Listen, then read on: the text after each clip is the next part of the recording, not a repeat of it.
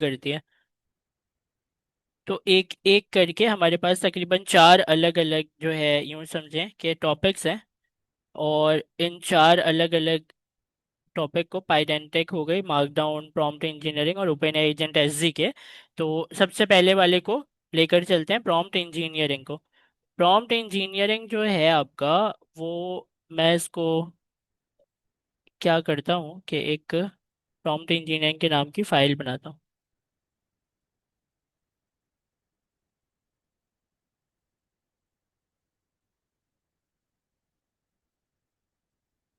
अच्छा, सबसे पहले तो देखें टेम्परेचर। टेम्परेचर, टॉप के और टॉप पी, ये तीनों मिलाकर आपका मॉडल जो जवाब देता है उसके जवाब को कंट्रोल करने का तरीका है। टेम्परेचर को देखते हैं सबसे पहले। ये देखें, टेम्परेचर जो है ये आपके ओपन एआई एजेंट एसडीके में भी मॉडल की सेटिंग जो होती है उसके अंदर ये चीज होती है। ठीक है, तो आप क्या है, सबसे पहले टेम्परेचर टॉप के टॉप पी को देखें प्रॉम्प्ट इंजीनियरिंग के हिसाब से। तो एक बेसिक एजेंट का कोड करते हैं।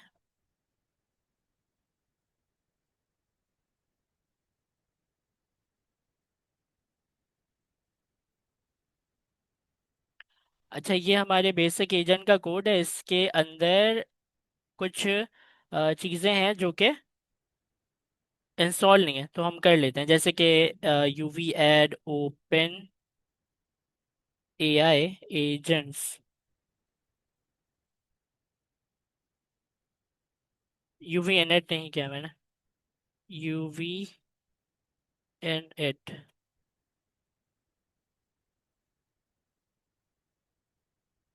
UV add open AI agents.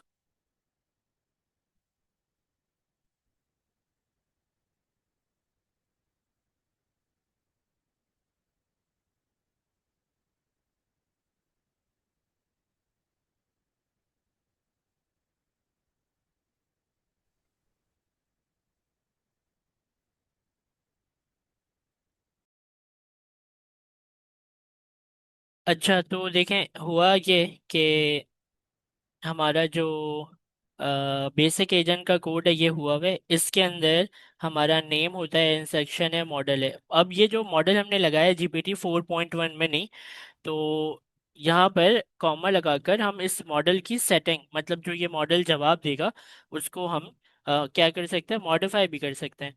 तो मॉडल सेटिंग्स के अंदर जाकर हम ये काम कर सकते हैं। और इसने अभी तक ये उठाया नहीं है, एक मिनट रुक जाए। सब मॉडल के अंदर होता है मॉडल सेटिंग्स। जी जी, ये मेरा इंटरप्रेटर इसने उठाया नहीं है, अभी उठा लेगा।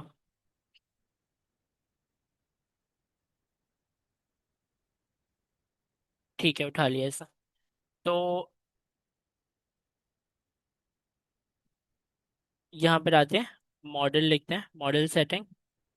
मॉडल सेटिंग का जो ये एट्रीब्यूट है, ये इसको हम देते हैं एक क्लास, और वो क्लास जो है वो इंपोर्ट होकर आती है। तो रनर के बाद हम लिखेंगे मॉडल सेटिंग की क्लास। क्लास है, कैसे पता चलेगा, एम इसका कैपिटल है। तो यहाँ पर मॉडल सेटिंग हम लगा देंगे। मॉडल सेटिंग को जब आप खोलेंगे तो इसके अंदर बहुत सारी चीज़ें होती हैं, लेकिन अभी हम टेम्परेचर को देखेंगे। तो जीपीटी 4.1 में नहीं, एक अच्छा मॉडल है, बहुत अच्छा तो नहीं है लेकिन अच्छा मॉडल है। और इसको मैं कहता हूँ हाई। तो हाई का जो जवाब है, टेम्परेचर को लेते हैं पहले यहाँ पर। और टेम्परेचर की जो लिमिट है ना, सबसे पहले तो हम इसको देखेंगे कि लिमिट कहाँ से है। तो हम कहाँ से कहाँ तक की लिमिट है, तो हम सबसे पहले इसको -1 देते हैं। ठीक है, और माइनस से शुरू करते हैं। अच्छा, यहाँ पर मैं रिच का भी मॉड्यूल जो है वो इंपोर्ट कर लेता हूँ। तो यहाँ पर मुझे लिखना पड़ेगा यूवी एड रिच।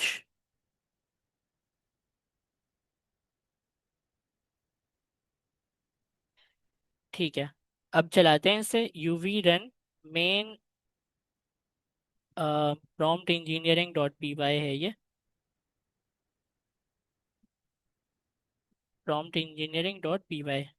ठीक है, इसे चला दिया है, थोड़ा इंतजार करते हैं, देखते हैं क्या जवाब आता है। अभी टेम्परेचर हमारा -1 पर है। आपको हो सकता है ये सवाल पूछा जाए कि इसकी रेंज कहाँ से कहाँ तक होती है। ऐसे कोई सवाल तो नहीं आने वाले कि आपको -100 दे दिया और बोला कि भाई ये सही है कि नहीं है बताओ। इस तरह के सवाल नहीं आए थे पहले भी। हाँ, लेकिन आपको इसका जो है वो पता होनी चाहिए कि कहाँ से कहाँ तक की रेंज होती है। वैसे यहाँ पर देखें कुछ एरर है, वो है एपीआई की का एरर। .env की फाइल बनाते हैं, यहाँ पर एपीआई की लगाते हैं।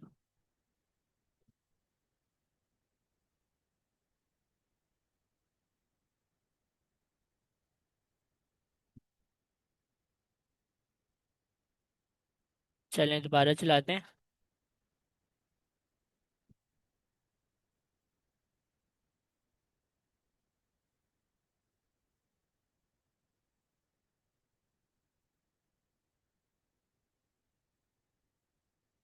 ठीक है, देखें अब यहाँ पर ये बता रहे हैं कि जो आपने इनवैलिड टेम्परेचर दिया है डेसिमल बिलो मिनिमम एक्सपेक्टेड 0।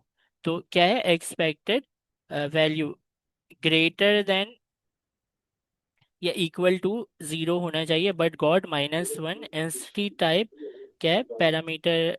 ये एरर दे रहा है, मतलब हमें इससे क्या समझ आया कि माइनस में हम नहीं दे सकते। हमें टेम्परेचर मिनिमम कितना देना है? 0 से।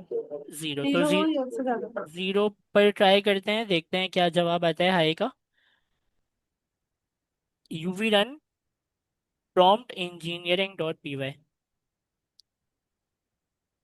Hello how can I assist you. ठीक है, इस प्रोग्राम को इसी हालत में दोबारा चलाता हूँ मैं। लेस क्रिएटिविटी होगी। How can I assist you, बिल्कुल वही जवाब आया जो पहले इसने दिया। एक दफा और चलाता हूँ मैं, और इस दफा भी बिल्कुल वही जवाब आना चाहिए जो इसने ऊपर दो दफा हमें दिया है। तो इससे क्या साबित होता है कि जो हमारा टेम्परेचर है वो उसकी मैक्सिमम लिमिट पर पहले मैं लेकर जाता हूँ, फिर आपको समझाता हूँ। तो मैक्सिमम हम इसको कर देते हैं 100। 100 मैंने क्यों किया है, ताकि आपको या तो ये एरर दे और एरर देकर ये बताए कि इसकी मैक्सिमम लिमिट क्या है। मिनिमम तो हम सब ने अभी देखा कि 0 है। मैक्सिमम इसकी क्या है? वो होती है सर। 2। मैक्सिमम इसकी 2 है, यहाँ पर ये बता रहे हैं। तो 0 से लेकर 2, तो 0 से लेकर 2 तक की रेंज में है ये। अब हम एक स्केल बनाते हैं अपना, एक ड्रॉ करते हैं स्केल। तो ये मेरा समझ लें स्केल है, और ये जो पॉइंट है वो 0 पॉइंट है, और ये जो है वो मैक्सिमम 2 पॉइंट है। इसमें एक नंबर ऐसा नंबर है जो कि आप हमेशा देखेंगे कि वो इसमें लिखा हुआ होता है। मैं 0 नीचे लिख रहा हूँ और यहाँ पर 2 भी नीचे लिख रहा हूँ। हम इसका सेंटर निकालते हैं, सेंटर में हम लिख देते हैं 1। और एक चीज आप देखेंगे कि यहाँ कहीं पर, मैं कलर चेंज कर देता हूँ, इस जगह पर यहाँ कहीं पर एक पॉइंट होता है जिसको हम कहते हैं 0.7। ये जो 0.7 है इसको अक्सर यूज किया जाता है, आप देखेंगे सवालों में ये 0.7 को कहते हैं कि बताएं कि इसका जवाब कैसे आएगा। तो इसको हम रखते हैं ऊपर इस क्रिएटिव। स्केल को। सर तो क्रिएटिव आएगा।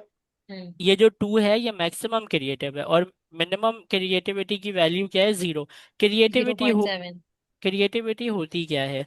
क्रिएटिविटी ये होती है कि जो वो जवाब दे रहे हैं वो रोबोट की तरह जवाब दे। देखें, जब आप जो है किसी को कुछ कह रहे हैं और वो एक ही अपनी बात पर अटका हुआ है, तो आप उससे कहेंगे ना कि भाई रोबोट की तरह जवाब मत दो, इंसान की तरह जवाब दो।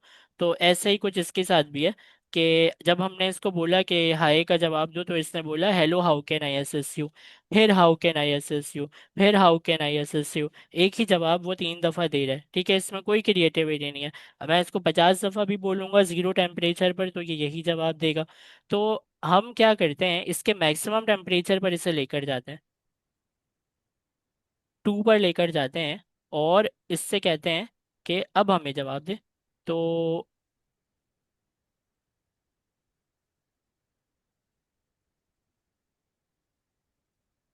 तो मैक्सिमम टेम्परेचर जो है उसका जवाब है hello how can I assist you. ठीक है, और दोबारा चलाते हैं।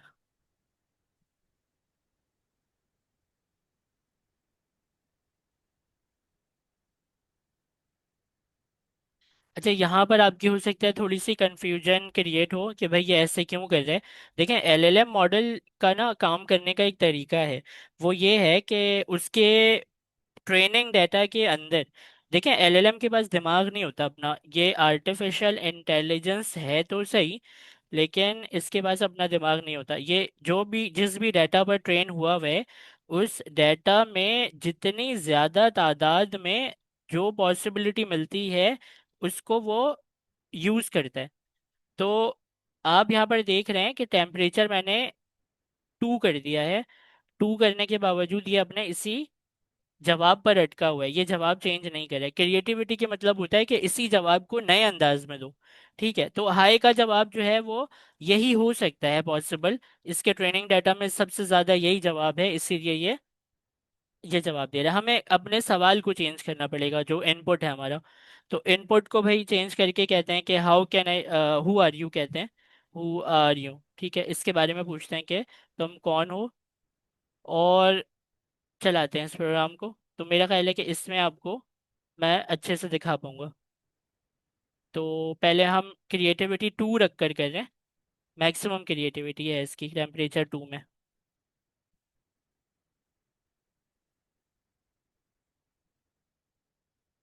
आप इसके जवाब को ना पढ़कर सिर्फ इसकी लेंथ देखें जवाब की, यहाँ से लेकर यहाँ तक है।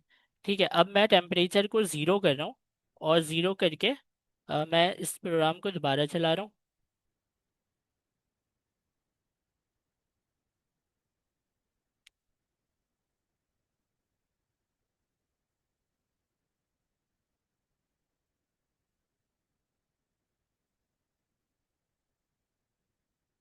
बिल्कुल वही जवाब मिला, और इसमें कुछ तो चेंज किया है इसने। जैसे कि यहाँ एंड से अगर आप देखें ना, तो and help with a wide variety and assist with a wide range of topic, how can I assist you today. इसके जवाब की लेंथ तो सेम है, और जो रेंज ऑफ टॉपिक है ना, इसने कुछ वर्ड्स की चेंजिंग कर दी इसके अंदर। इसके अंदर कुछ वर्ड की चेंजिंग कर दी। जब टेम्परेचर 2 था तब क्या था, बहुत ज़्यादा क्रिएटिव, और जब टेम्परेचर कम हुआ तो है लेस क्रिएटिव। अब मैं आपको देखें सही सही बताता हूँ। टेम्परेचर का इतना ज़्यादा इफेक्ट आपने नहीं देखा 2 के ऊपर। हम इसको करते हैं 0.7, और 0.7 के ऊपर भी देखते हैं ना, सेम क्वेश्चन है। हमने मिनिमम 0 पर देखा, मैक्सिमम 2 पर देखा, अब 0.7 पर भी देखते हैं। तो 0.7 पर भी ये किससे मैच करे, assist with a wide range of topic, ये मैच कर रहा है 2 वाले से, टू ये से। मैच नहीं कर रहा है 0 से। ठीक है, तो आपको क्या समझ आ रहा है इससे? टेम्परेचर से इसके जवाब पर इतना कोई खास फर्क नहीं पड़ रहा है। नहीं कर। तो हम जितना फर्क इसने दिया है ना, उतने ही ध्यान हमें भी इस पर देना है। तो अगर आपसे कोई पूछे सवाल में कि अगर टेम्परेचर 0 होगा तो क्या होगा, लेस क्रिएटिव, और दस अगर करेक्ट। टेम्परेचर मैक्सिमम 2 या 0.7 या 1 होगा, मतलब 0 से बड़ा, और बड़ा ऐसे नहीं कि 0.2 या 0.3 की बात हो रही है, बड़ा उस सेंस में कि 1, 0.7 या 2 की बात हो रही हो, उस वक्त ये मोर क्रिएटिव होगा। अब लेस क्रिएटिव और मोर क्रिएटिव के चक्कर में ना, ये जो नाम है, इसके नाम के मायने जो है ना वो बनते हैं कि एक बहुत ज़्यादा जो है वो क्रिएटिविटी में कम है, जो आपको अजीब सा जवाब दे रहे हैं, और एक क्रिएटिविटी में ज़्यादा है जो कि बहुत अच्छा जवाब दे रहे हैं। प्रैक्टिकली ऐसा नहीं हुआ। देखें, ये एलएलएम मैंने अपने घर पे ट्रेन नहीं किया। ठीक है, ये जो है वही एलएलएम है जो उन्होंने दिया, GPT 4.1 में नहीं। मैंने सिर्फ सवाल दिया है इसे। इस सवाल का जो ये जवाब दे रहे हैं ना, ये आपके सामने है बिल्कुल। अब इसमें कोई जादू नहीं कर सकता आगे कि जीरो के ऊपर ये बहुत रोबोटिक जवाब दे रहे हैं और 0.7 पे ये जो है बिल्कुल अलग सा जवाब दे रहे हैं। कोई बहुत ज्यादा मेजर फर्क नहीं आया। तो आपको बस ये याद रखना है अपने जहन में कि जीरो के मतलब क्या है, लेस क्रिएटिव। 0.7 या उससे बड़ी वैल्यू होगी तो मोर क्रिएटिव। लेकिन आपकी बातों को नहीं पलटेगा ये। ऐसा नहीं कि बिल्कुल बातें ही पलट दें इससे। ठीक है, तो ये तो हमने चले इसका एक्सपेरिमेंट हाई के ऊपर और हु आर यू दोनों के ऊपर करके देख लिया। अच्छा, अब हम आते हैं टॉप के ऊपर। तो टॉप के में आपको मैं एक चीज ये बता दूं कि टॉप के का मैं आपको कॉन्सेप्ट तो समझा सकता हूँ, लेकिन ये जो टॉप के है ना, ये आपके ओपन एआई एजेंट एसडीके में होता नहीं है। टॉप के ओपन एआई एजेंट एसडीके में है नहीं। मैं आपको दिखा भी देता हूँ, टॉप पी तो है। मॉडल सेटिंग की क्लास को हम खोलते हैं और ये अपने स्केल को हटा देते हैं। अच्छा, मॉडल सेटिंग में टेम्परेचर है, टॉप पी है, फिर पेनल्टी है, यहाँ पर टूल चॉइस है। टॉप के आपको नहीं दिखेगा। मैं पूरी फाइल में सर्च कर लेता हूँ, कंट्रोल एफ, और टॉप, टॉप के। तो टॉप के जैसा कुछ भी नहीं आया। टॉप पी अगर सर्च करें तो टॉप पी है। तो मतलब इसके अंदर टॉप के जैसी चीज नहीं है। अब ये टॉप के है क्या, वो मैं आपको समझा देता हूँ। देखें, आप सबको पता है कि एलएलएम जो है वो अपने एक ट्रेनिंग डाटा पर ट्रेन हुआ हुआ है, जो कि इंटरनेट के ऊपर फ्री डाटा अवेलेबल था, वो सब इसको देके ट्रेन कर दिया। तो जो आपका एलएलएम है वो क्या करता है कि आपके ना,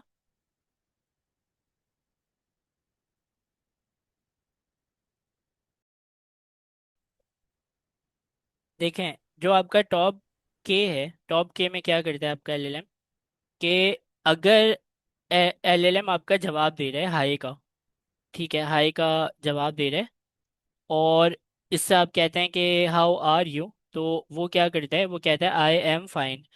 आई एम फाइन का जो जवाब है वो हो सकता है I am fine, I am okay, ठीक है, आई एम गुड, कुछ भी हो सकता है। I am fine, okay, good, और जो भी आपको वर्ड यहाँ पर यूज करना है वो आप कर सकते हैं। तो ये जो वर्ड की सिलेक्शन है, कब फाइन बोलना है, कब ओके बोलना है, कब गुड बोलना है, कब क्या बोलना है, इसकी बात करते हैं।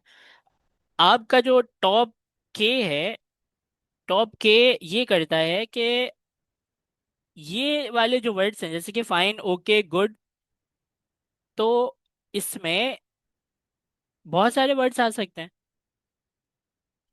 अब टोटल नंबर ऑफ वर्ड जो है ना, वो आपकी प्रोबेबिलिटी के ऊपर डिपेंड करता है। देखिए, ये थोड़ा सा मुश्किल हो जाता है और डेप्थ वाली चीज हो जाती है, लेकिन फिर भी हम समझते हैं इसको कि टॉप पी से इसका बहुत गहरा ताल्लुक है। टॉप पी क्या है? टॉप पी है प्रोबेबिलिटी। प्रोबेबिलिटी मतलब के चांसेस के आई एम के बाद ज्यादातर क्या आता है, फाइन आता है, गुड आता है, ओके आता है, क्या आता है, तो जो भी चीज आता है उसके चांसेस, जैसे कि फाइन हमने बहुत दफा सुना, आई am fine, I am good. तो जिस चीज के चांसेस आने के ज्यादा हैं उसकी प्रोबेबिलिटी ज्यादा होगी, और प्रोबेबिलिटी के ऊपर ही चलता है आपका टॉप पी। तो टॉप पी जो है वो मैक्सिमम प्रोबेबिलिटी के ऊपर चलता है। जितनी भी प्रोबेबिलिटी आप डिफाइन कर दें तो उसके हिसाब से भी वो चलता है, लेकिन मैं आपको ये करके भी दिखाऊंगा, इसका भी कोई इतना फर्क नहीं पड़ता जवाब में। तो टॉप पी में हम सपोज करते हैं कि प्रोबेबिलिटी आई हमारी, टॉप पी को भी हाथ के हाथ समझ ही लेते हैं। टॉप पी के अंदर हमारी प्रोबेबिलिटी है 0.8। अब ये 0.8 जो है ये 80% है। तो 80% में आपके पास सपोज करें कि एक वर्ड है फाइन, और एक वर्ड है गुड, एक वर्ड है ओके, एक वर्ड है नाइस। तो आप क्या कर सकते हैं कि देख सकते हैं कि भाई मैंने फाइन, मीटिंग खत्म होने वाली है, मैंने फाइन बार बार सुना है, गुड भी सुना है, ओके भी सुना है, नाइस भी सुना है। तो प्रोबेबिलिटी ज्यादा फाइन की है ना, तो हम इन सबको एक, वैसे वो खुद देता है नंबर लेकिन हम अभी दे रहे हैं। अच्छा, अब क्या है कि हम इसको खुद से एक नंबर दे रहे हैं, तो फाइन को हम देते हैं इसको हम देते हैं नंबर 50। और इसको हम नंबर देते हैं 30। अच्छा, इसको हम नंबर देते हैं, ओके को 10। और इसे हम नंबर देते हैं 5। तो 5, 10, 30 और 50, इन सब के पास एक नंबर है। ये नंबर किस चीज का नंबर है, यूं समझें कि मोस्ट प्रोबेबल नंबर है ये इसके ना। इसी की प्रोबेबिलिटी से डिफाइन हो रही है कि फाइन के पास 50 प्रोबेबिलिटी के चांसेस हैं। ये सबसे ज्यादा मतलब फाइन यूज होता है, I am fine, I am fine, I am fine. यहाँ पर लिख भी देता हूँ ना मैं, वो मिट गया, आई एम। और यहाँ पर डैश लगा देते हैं क्योंकि इनमें से कुछ भी आ सकता है। तो अब टॉप के को समझना है ना हमें, जो कि ओपन एआई एजेंट एसडीके में है भी नहीं, जेमिनाई में था। मैं आपको ये भी बता दूं, ये आपको मैं बता देता हूँ। अभी मुझे नजर नहीं आता वो, शायद मैं सही से देख नहीं पा रहा, या वो है ही नहीं। गूगल एआई इस स्टूडियो को हम खोलते हैं।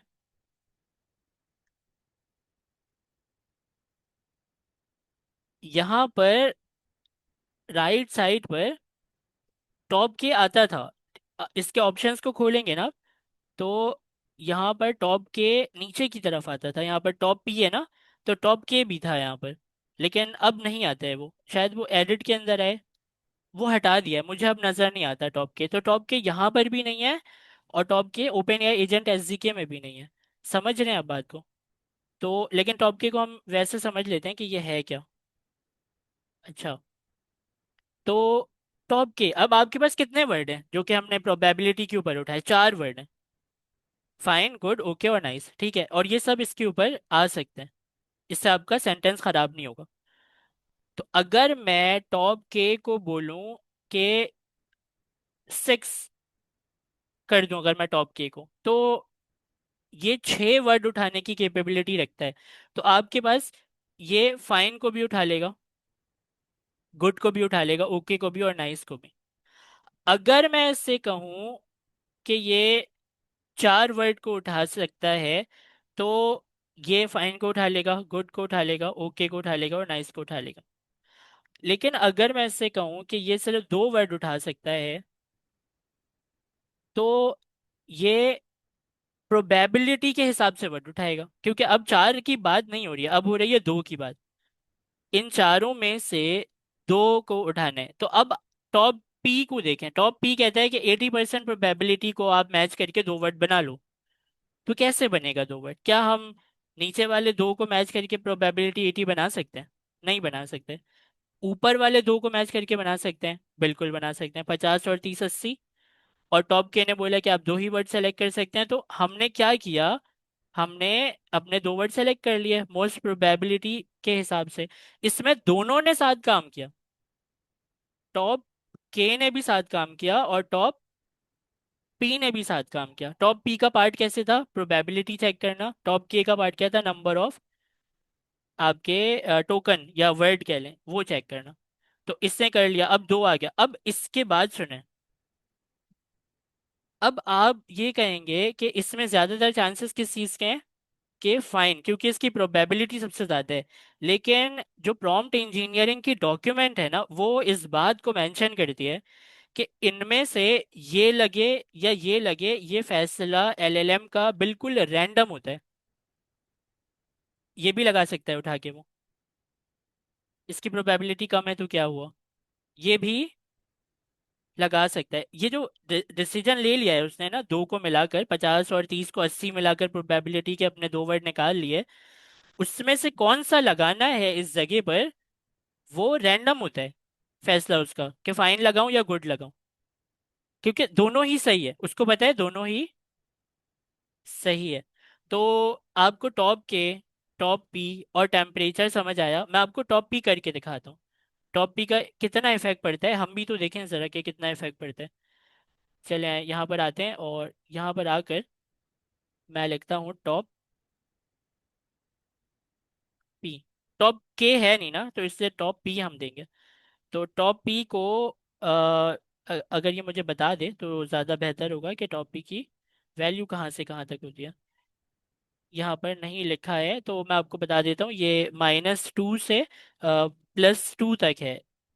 -2 से +2 तक है। तो हम क्या करेंगे, इसको मैक्सिमम पर लेकर जाते हैं, इसको टॉप पी दे देते हैं 2।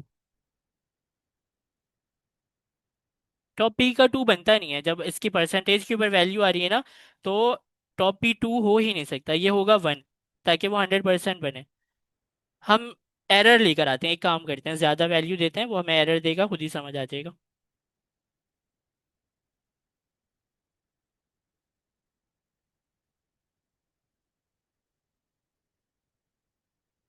टॉप पी का एरर आया, टॉप पी कह रहा है कि आप या तो वन दे सकते हैं मैक्सिमम।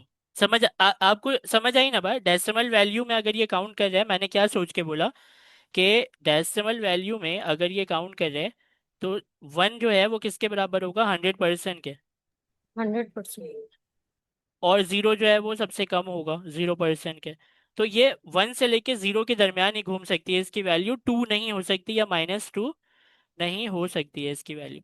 ये जीरो से लेके वन के दरमियान ही है, टॉप पी की बात कर रहा हूँ मैं। तो अब चलें, इसका मैक्सिमम हमें पता चल चुका है, तो हम देते हैं मैक्सिमम वैल्यू। और ये 0.7 है, इसको भी हम कर देते हैं मैक्सिमम पर, टू पर कर देते हैं। टेम्परेचर का भी टू मैक्सिमम, टॉप पी का भी टू मैक्सिमम। आए हु आर यू का जवाब लेते हैं इससे।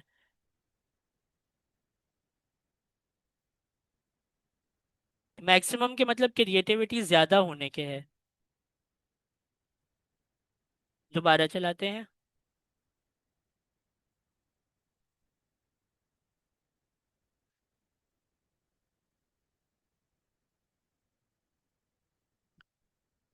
जवाब के लेंथ में फर्क पड़े, पढ़ लेते हैं जवाब को। पहले मैं कहा, बल्कि तीन जवाब निकालते हैं, दो नहीं, हम तीन जवाब को कंपेयर करेंगे।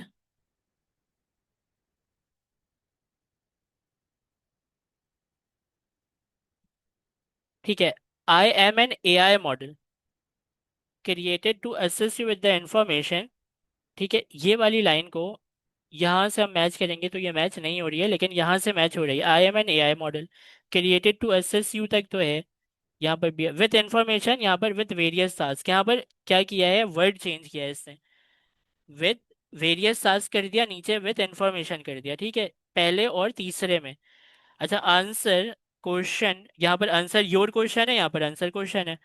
उसके बाद हेल्प विथ टास्क, यहाँ पर प्रोवाइड एक्सप्लेनेशन है, यहाँ पर भी प्रोवाइड सपोर्ट किया है इसने, एक्सप्लेनेशन का वर्ड चेंज किया है। On a wide range of topic, और यहाँ पर भी कह रहा है कि अक्रॉस मैनी टॉपिक्स। ठीक है। और how can I help you today, और यहाँ पर कह रहा है how can I assist you today, यहाँ पर भी कह रहा है how can I assist you today. आपके सामने ये तीनों चीजें रखी हुई हैं। अब मैं एक नया सीएमडी लेता हूँ। ठीक है, नए सीएमडी में मैं इसको मिनिमम कर देता हूँ, जीरो, जीरो, और तीन दफा चला देता हूँ इसे। फाइल का हमारा जो नाम है, ये हम कॉपी करते हैं,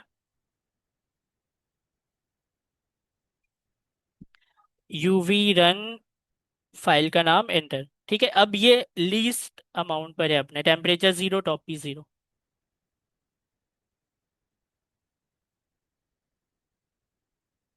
दोबारा चलाते हैं।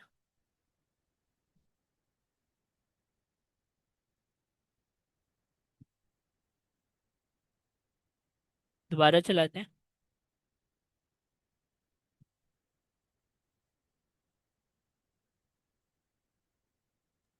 एक और टेस्ट आ गया।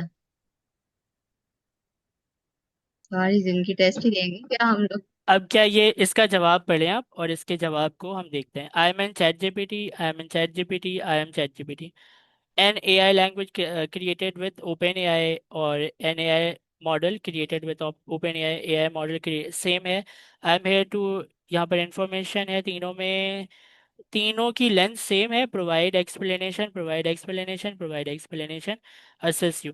इसकी कंसिस्टेंसी जो है वो आने लगी है जवाब में, और क्रिएटिविटी भी आने लगी जवाब में। देखें, दोनों सीएमडी मेरे पास है।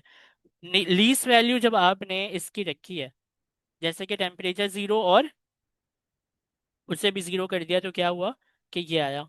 और जब उसको मैक्सिमम कर दिया था, तो आपके सामने ही जवाब है इसका भी। ये दो जवाब क्यों हैं, तीन निकाले थे ना अपने जवाब इसके।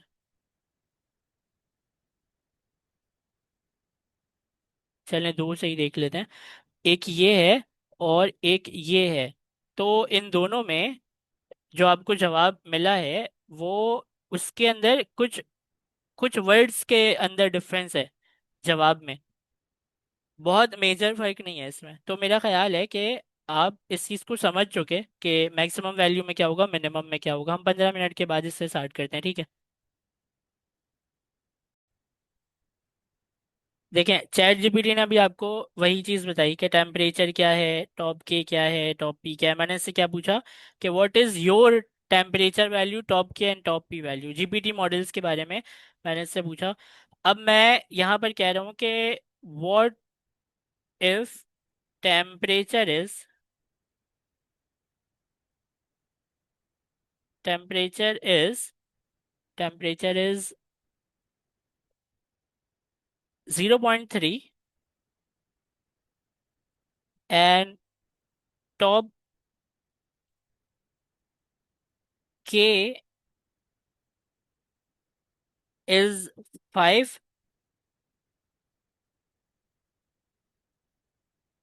एंड टॉप पी इज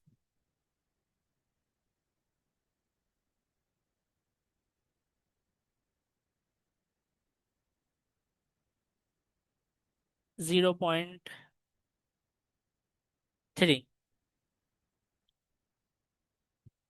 मुझे एग्जैक्टली exactly वो कॉम्बिनेशन याद नहीं है जो पिछले सवाल में हमारे पास आया था, लेकिन वो इसके करीब करीब ही था। कम वैल्यू दी थी टेम्परेचर की, टॉप के की वैल्यू 5 दी थी और टॉप पी की वैल्यू भी कम थी। तो देखते हैं कि इसका कॉम्बिनेशन कैसा बनता है। आपके पास भी कुछ इस टाइप के कॉम्बिनेशन में आपसे पूछा जाएगा कि बताएं कि ये किस तरफ जाता है, मोर क्रिएटिव है, लेस क्रिएटिव है, कैसा जवाब देगा। डिटरमिनिस्टिक मतलब कि आपको पहले से पता हो, आप डिटरमाइन कर पाए कि आगे ये जवाब देगा क्या, आपको पहले से बताओ। तो डिटरमिनिस्टिक जवाब देगा, कैसा जवाब देगा वो आपके पास ऑप्शन में आएगा। तो इन इफ द टेम्परेचर, यहाँ भी पढ़ते हैं ना 0.3, फाइनल इसका वो देखते हैं। This combination will produce highly focus conservative predictable output with low creativity. और मुझे याद आ रहा है एग्जैक्टली ऐसा ही एक ऑप्शन भी था वहां पर। The G model sir. Will be likely to generate safe, correct, conventional response rather than more creative and diverse. तो देखें, आपको कम कम वैल्यू देखकर एक बात तो समझ आ गई ना कि 0.3 है, इसकी वैल्यू भी 100 तक जा सकती है, लेकिन हमने 5 दिया है। टेम्परेचर की वैल्यू जा सकती है 2 तक, हमने 0.3 दिया है। टॉप पी की वैल्यू ज्यादा जा सकती है, हमने इसकी भी वैल्यू कम दी है, 30% की प्रोबेबिलिटी दी है। तो ये कम कम वैल्यू से आपको क्या समझ आता है कि एक जैसा जवाब होगा। फोकस्ड होगा और डिटर्मिनिस्टिक होगा ना, एक जैसा तो वो यहाँ पर क्या, डिटरमाइन कर और सकते लेस हैं पहले। क्रिएटिव होगा। वो यहाँ पर कह भी रहे हैं कि लो क्रिएटिविटी, और कह रहा है कि कन्वेंशनल रिस्पॉन्स के मतलब ये होता है कि कन्वेंशनल रिस्पॉन्स के मतलब ये जो है वो है। आप यूं समझें कि जैसी है वैसे ही आपको दे देगा उठा के, उसमें कोई अलग से नहीं, मतलब क्रिएटिविटी नहीं है। रेदर देन मोर क्रिएटिव, और ये क्या भी रहा है, rather than more creative conventional response आपको मिल जाएगा जैसा जवाब आना चाहिए, जैसे कि how are you, I am fine. तो रेदर देन मोर क्रिएटिव और डाइवर्स वंस, मतलब वो आपको क्रिएटिविटी नहीं देगा। आपको भी ये पढ़ के ये समझ आ रहा है कि क्रिएटिविटी नहीं होगी, लेस क्रिएटिव होगी। तो यहाँ पर भी ये यही बता रहे हैं। और मेरा ख्याल है कि हमें इन तीनों के कॉम्बिनेशन को समझने में अब मसला नहीं होना चाहिए। अगर मैं आपसे बोलूं कि 0.3, 5 और 0.3 है, तो अगर मैं आपसे ये कहूँ इसको कॉपी करूँ, और मैं आपसे ये कहूँ कि 0.7, टॉप पी जो है वो 0.7 है, और टॉप के जो है वो 3 है, और ये जो टेम्परेचर है वो 0.2 है। अब मुझे ये बताएं कि आपके हिसाब से क्या होना चाहिए। सर अब भी लेस क्रिएटिव ही होना चाहिए सर, टेम्परेचर ज्यादा इफेक्ट लेस करता है ना क्रिएटिव टेम्परेचर। है। लेकिन ये ज्यादा सॉफिस्टिकेटेड है। फोकस्ड नहीं होगा क्योंकि ये टॉप पी इसमें 7 है ना, 0.7 दिया हुआ। अच्छा, लेस क्रिएटिव का हमें पता चल रहा है। तो देखें, एक चीज तो हमें ये बात समझ आई जब हमने टेस्ट किया था। तो टेम्परेचर और टॉप पी, इन दोनों से क्या थोड़ा सा फर्क तो पड़ता है। तो इन दोनों के कॉम्बिनेशन को पहले देखते हैं, टॉप के को रखें साइड में। टेम्परेचर 0.2 के मतलब क्या है? टेम्परेचर ज्यादा होगा तो ज्यादा क्रिएटिविटी, कम होगा तो कम क्रिएटिविटी। तो टेम्परेचर तो कम है भाई। आप समझ रहे हैं, टेम्परेचर कम है मतलब कि जवाब जो है वो क्रिएटिव नहीं होना चाहिए। और टॉप पी जो है 0.7, मतलब जिसकी प्रोबेबिलिटी सबसे ज्यादा है, तो वो 0.7। तो ये एक अजीब सा कॉम्बिनेशन है। प्रोबेबिलिटी ज्यादा होना मतलब ये कहता है कि क्रिएटिविटी थोड़ी ज्यादा है टॉप पी की तरफ से। लेकिन टेम्परेचर उस क्रिएटिविटी को कहता है कि क्रिएटिविटी नहीं है। तो ये दोनों अपोजिट डायरेक्शन में जा रहे हैं, टेम्परेचर और टॉप पी। इसका जो है, मुझे ऐसा लगता है कि आपको सही लग रहा है, ये लेस क्रिएटिव ही होगा। और ये प्रिडिक्टेबल या डिटर्मिनिस्टिक दोनों एक ही बात है, कि आप प्रिडिक्ट कर पा रहे हैं कि इसका जवाब हाउ आर यू का आई एम फाइन ही आने वाला है। I M awesome, I am great इस तरह नहीं आएगा। आई एम फाइन जो एक जनरल जवाब होता है वो आएगा। तो क्योंकि टेम्परेचर कम है लेकिन ये भी ज़्यादा है, 0.7। तो आए इसको देखते हैं। इन summary this combination will result a fairly deterministic output. तो ये ज़्यादा किसकी तरफ गया? टेम्परेचर की तरफ गया। हालांकि टॉप पी की वैल्यू ज़्यादा है, लेकिन ये कह रहे हैं कि फेयरली डिटर्मिनिस्टिक आउटपुट। अगर आप डिटरमाइन कर पा रहे हैं, फोकस है और डिटर्मिनिस्टिक है, इसके मतलब टेम्परेचर की वैल्यू को ज़्यादा फोकस करना है हमें। अगर टेम्परेचर की देखें, कॉम्बिनेशन आपको मिला तीन चीज़ों का, उसमें टेम्परेचर अगर कम है तो हम क्या कहेंगे? लेस क्रिएटिव, डिटर्मिनिस्टिक और फोकस वैल्यू आएगी। अगर टेम्परेचर ज़्यादा है तो हम कहेंगे कि रैंडमनेस भी ज़्यादा होगी, क्रिएटिविटी भी ज़्यादा होगी, और डिटर्मिनिस्टिक नहीं होगी, फिर वो क्रिएटिव होगी। With limited diversity, the model will generate response that are relatively safe, creative, unpredictable, but there will be still more flexibility in token pool due to the top p value। देखिए, अब इससे आखिर में आके top P का भी जिक्र किया। क्यों? क्योंकि बोला कि थोड़ी तो फ्लेक्सिबिलिटी फिर आपको मिलेगी इसमें, थोड़ी तो क्रिएटिविटी आपको इसमें मिल सकती है, क्योंकि टॉप पी की वैल्यू इसकी थोड़ी ज़्यादा है। इस वजह से आपको थोड़ी सी क्या मिलेगी? फ्लेक्सिबिलिटी मिल जाएगी। तो ये पूरा पढ़ने के बाद, टेस्ट करने के बाद, समझने के बाद ये वाली बात कंफर्म हुई और समझ में आ गई है कि अगर कॉम्बिनेशन तीन चीज़ों का बनकर मिलता है तो हमें सबसे पहले टेम्परेचर को देखना है कि टेम्परेचर अपनी कौन सी वैल्यू के ऊपर है, फिर उसको टॉप पी से मिलाना है। अगर टेम्परेचर 0.1 और टॉप पी भी 0.1, तो इसका जवाब क्या होगा? एक जैसा जवाब, डिटर्मिनिस्टिक जवाब, फोकस जवाब। अगर टेम्परेचर ज़्यादा है, टॉप पी की वैल्यू भी ज़्यादा है, तो फिर क्या कहेंगे? क्रिएटिव ज़्यादा होगी, क्रिएटिविटी डिटर्मि क्रिएटिविटी ज़्यादा होगी। अनडिटर्मिनिस्टिक हो सकती है, हम नहीं पता कर सकते कि वो आई एम फाइन की जगह वो ऑसम लगाएगा, नाइस लगाएगा या गुड लगाएगा, हमें नहीं पता। तो ये क्या है? जब ज्यादा होगी वैल्यू, और अगर इनकी वैल्यू में कोई गड़बड़ करके दे दी, जैसे कि टेम्परेचर की वैल्यू कम कर दिया और टॉप पी की वैल्यू ज्यादा कर दी, तो फिर हम क्या करेंगे? फिर हम टेम्परेचर पे ज्यादा फोकस करेंगे। टेम्परेचर की वैल्यू अगर कम है तो हम कहेंगे कि ये फोकस जवाब देगा, डिटर्मिनिस्टिक जवाब देगा। तो मेरा ख्याल है कि अब इसके कॉम्बिनेशन को भी हमने समझ लिया, इससे ज्यादा नहीं समझा सकता मैं आपको ये।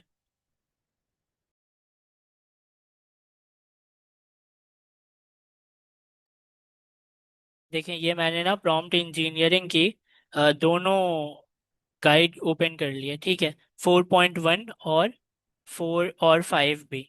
तो 4.1 जो है वो ज़्यादा एजेंटिक ईगर था, मतलब एजेंटिक एप्लीकेशन के लिए ये ज़्यादा बेहतर था, और उसके ऊपर इन्होंने GPT-5 को बनाया है।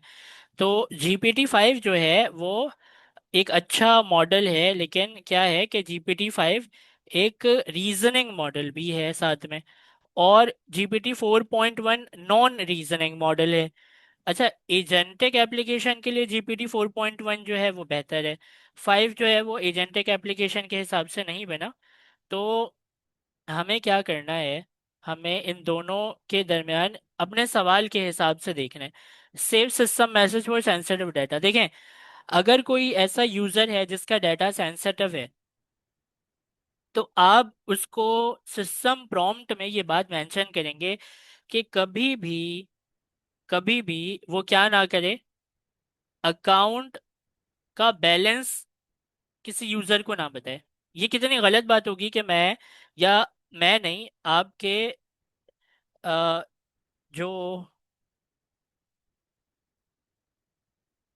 आपको किसी ने एक चैटबॉट बनाकर दिया, और वो किसी बैंक का चैटबॉट है समझ लें, ठीक है, बैंक वालों ने एक चैटबॉट आपको बना कर दिया, और आप उससे जब पूछ रहे हैं कि बताओ मेरे अकाउंट का बैलेंस कितना है, तो वो आपको फटाफट से बता दे रहा है, बिना किसी कंफर्मेशन के, बिना किसी रिस्ट्रिक्शन के। ये ऐसी चीज है कि अकाउंट बैलेंस नहीं पता होनी चाहिए लोगों को ये पता नहीं होना चाहिए कि आपके क्रेडिट कार्ड या डेबिट कार्ड का नंबर क्या है।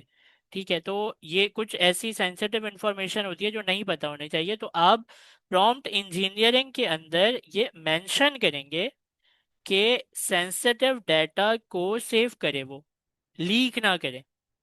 तो save system message for sensitive data, तो कैसे होगा, आपको शायद 3-4 ऑप्शन दे देंगे, और उसमें कहेंगे कि बताएं कौन सा बेस्ट ऑप्शन है सेंसिटिव डाटा को रोकने के लिए। उसमें 3 जवाब आपको बना कर दे देंगे। तो आपको पढ़ना है और समझना है। पहले तो आपको जहन में क्या रखना है कि मॉडल ना ना बताए सेंसिटिव डाटा, ठीक है।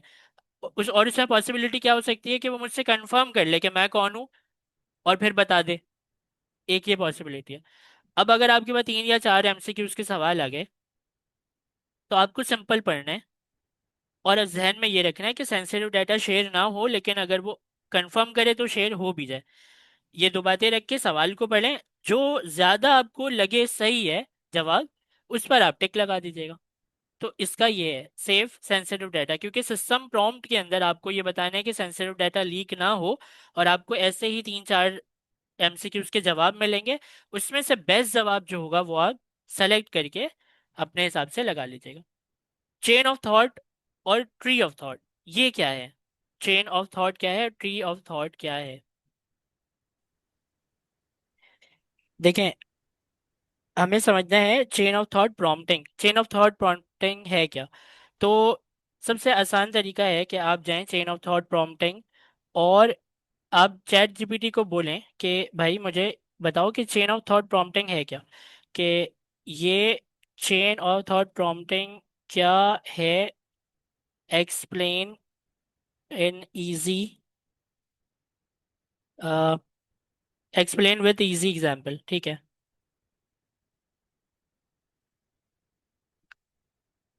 एग्जाम्पल और एनालॉजी।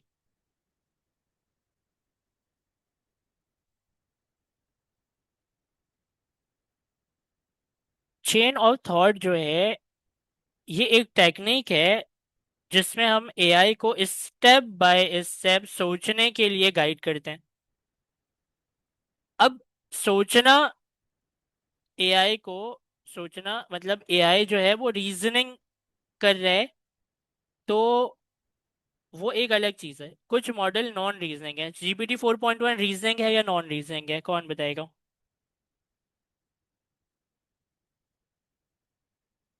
कौन सा सर? सर नॉन रीजनिंग है।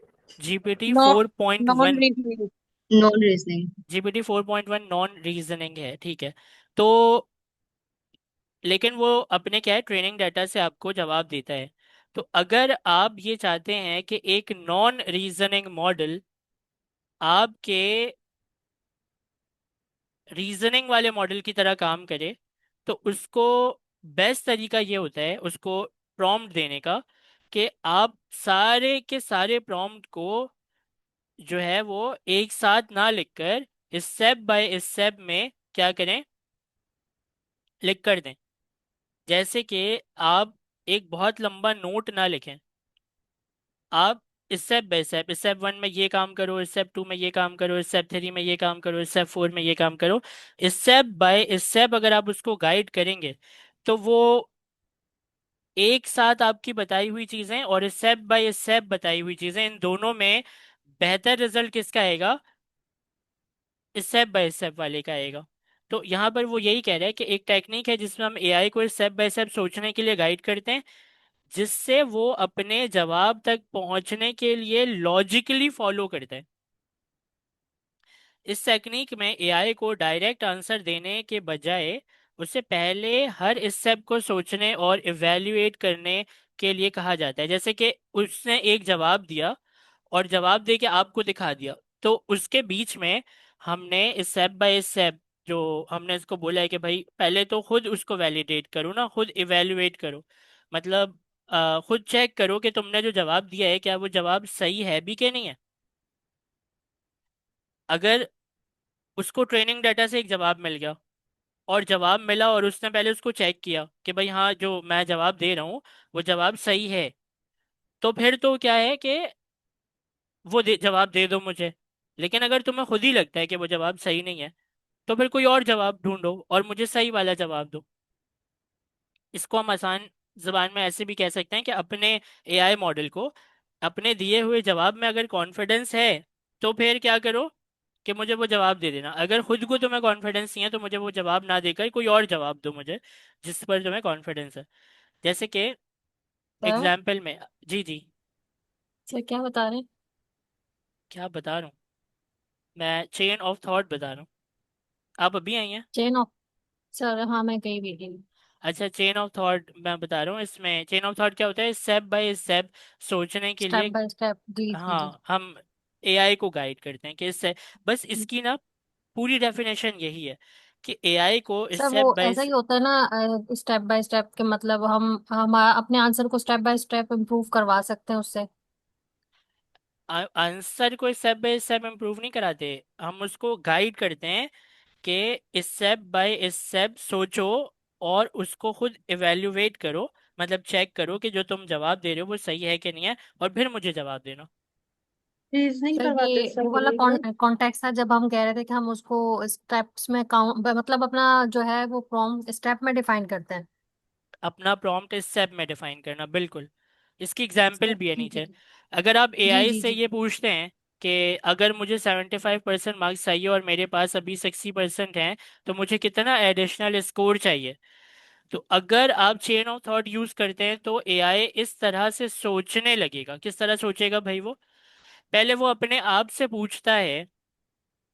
अच्छा, अब आपने चेन ऑफ थॉट यूज किया है तो आपको वो बता रहे हैं कि देखिए इसमें क्या फायदा होगा। वो अपने आप से पूछ रहा है, पहले नहीं पूछता था। चेन ऑफ थॉट यूज करने की वजह से पूछ रहे हैं। कैसे? पहले वो अपने आप से पूछता है कि मुझे 100% में से 75% मार्क्स चाहिए। तो उसको पता चला कि भाई 75 एक नंबर है, टारगेटेड नंबर है। अच्छा, अब उसके बाद फिर इसने कैलकुलेट किया, फिर वो कैलकुलेट करता है कि 75% में से 60 को निकालेंगे तो डिफरेंस कितना बचा? 15% का। ये वो परसेंटेज है जो उसको अभी चाहिए, और ज़्यादा अगर मिल जाए 50% तो वो 60 से 75 तक चला जाएगा। तो उससे जवाब मिलता है मुझे 15% और चाहिए। किधर ये लॉजिक कितना लगा रहे हैं?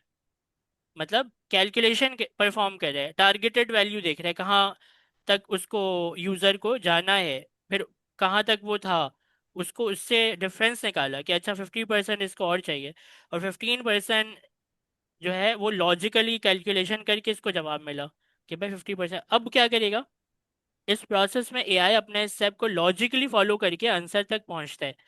ठीक है, उसके बाद ये तो है। अब इसको हम कहते हैं कि ये जो है ये सवाल एनालॉजी भी पढ़ लेते हैं, लेकिन इसको ये भी बोलते हैं कि एक example without chain of thought की दो। ठीक है, और ये दे देते हैं हम सवाल कि इसका विदाउट चेन ऑफ थॉट भी होना चाहिए ना, ताकि कंपैरिजन तो कर सके हम।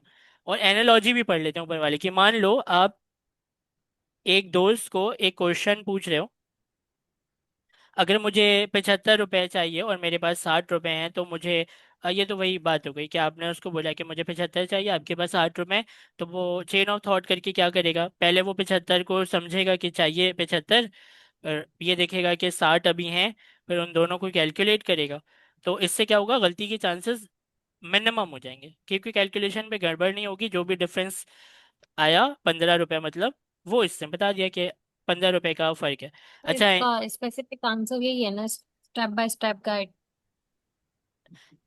स्टेप बाय स्टेप गाइड करना है नहीं, इसका आंसर है कि आप जब प्रॉम्प्ट उसको दे रहे हैं, हाँ।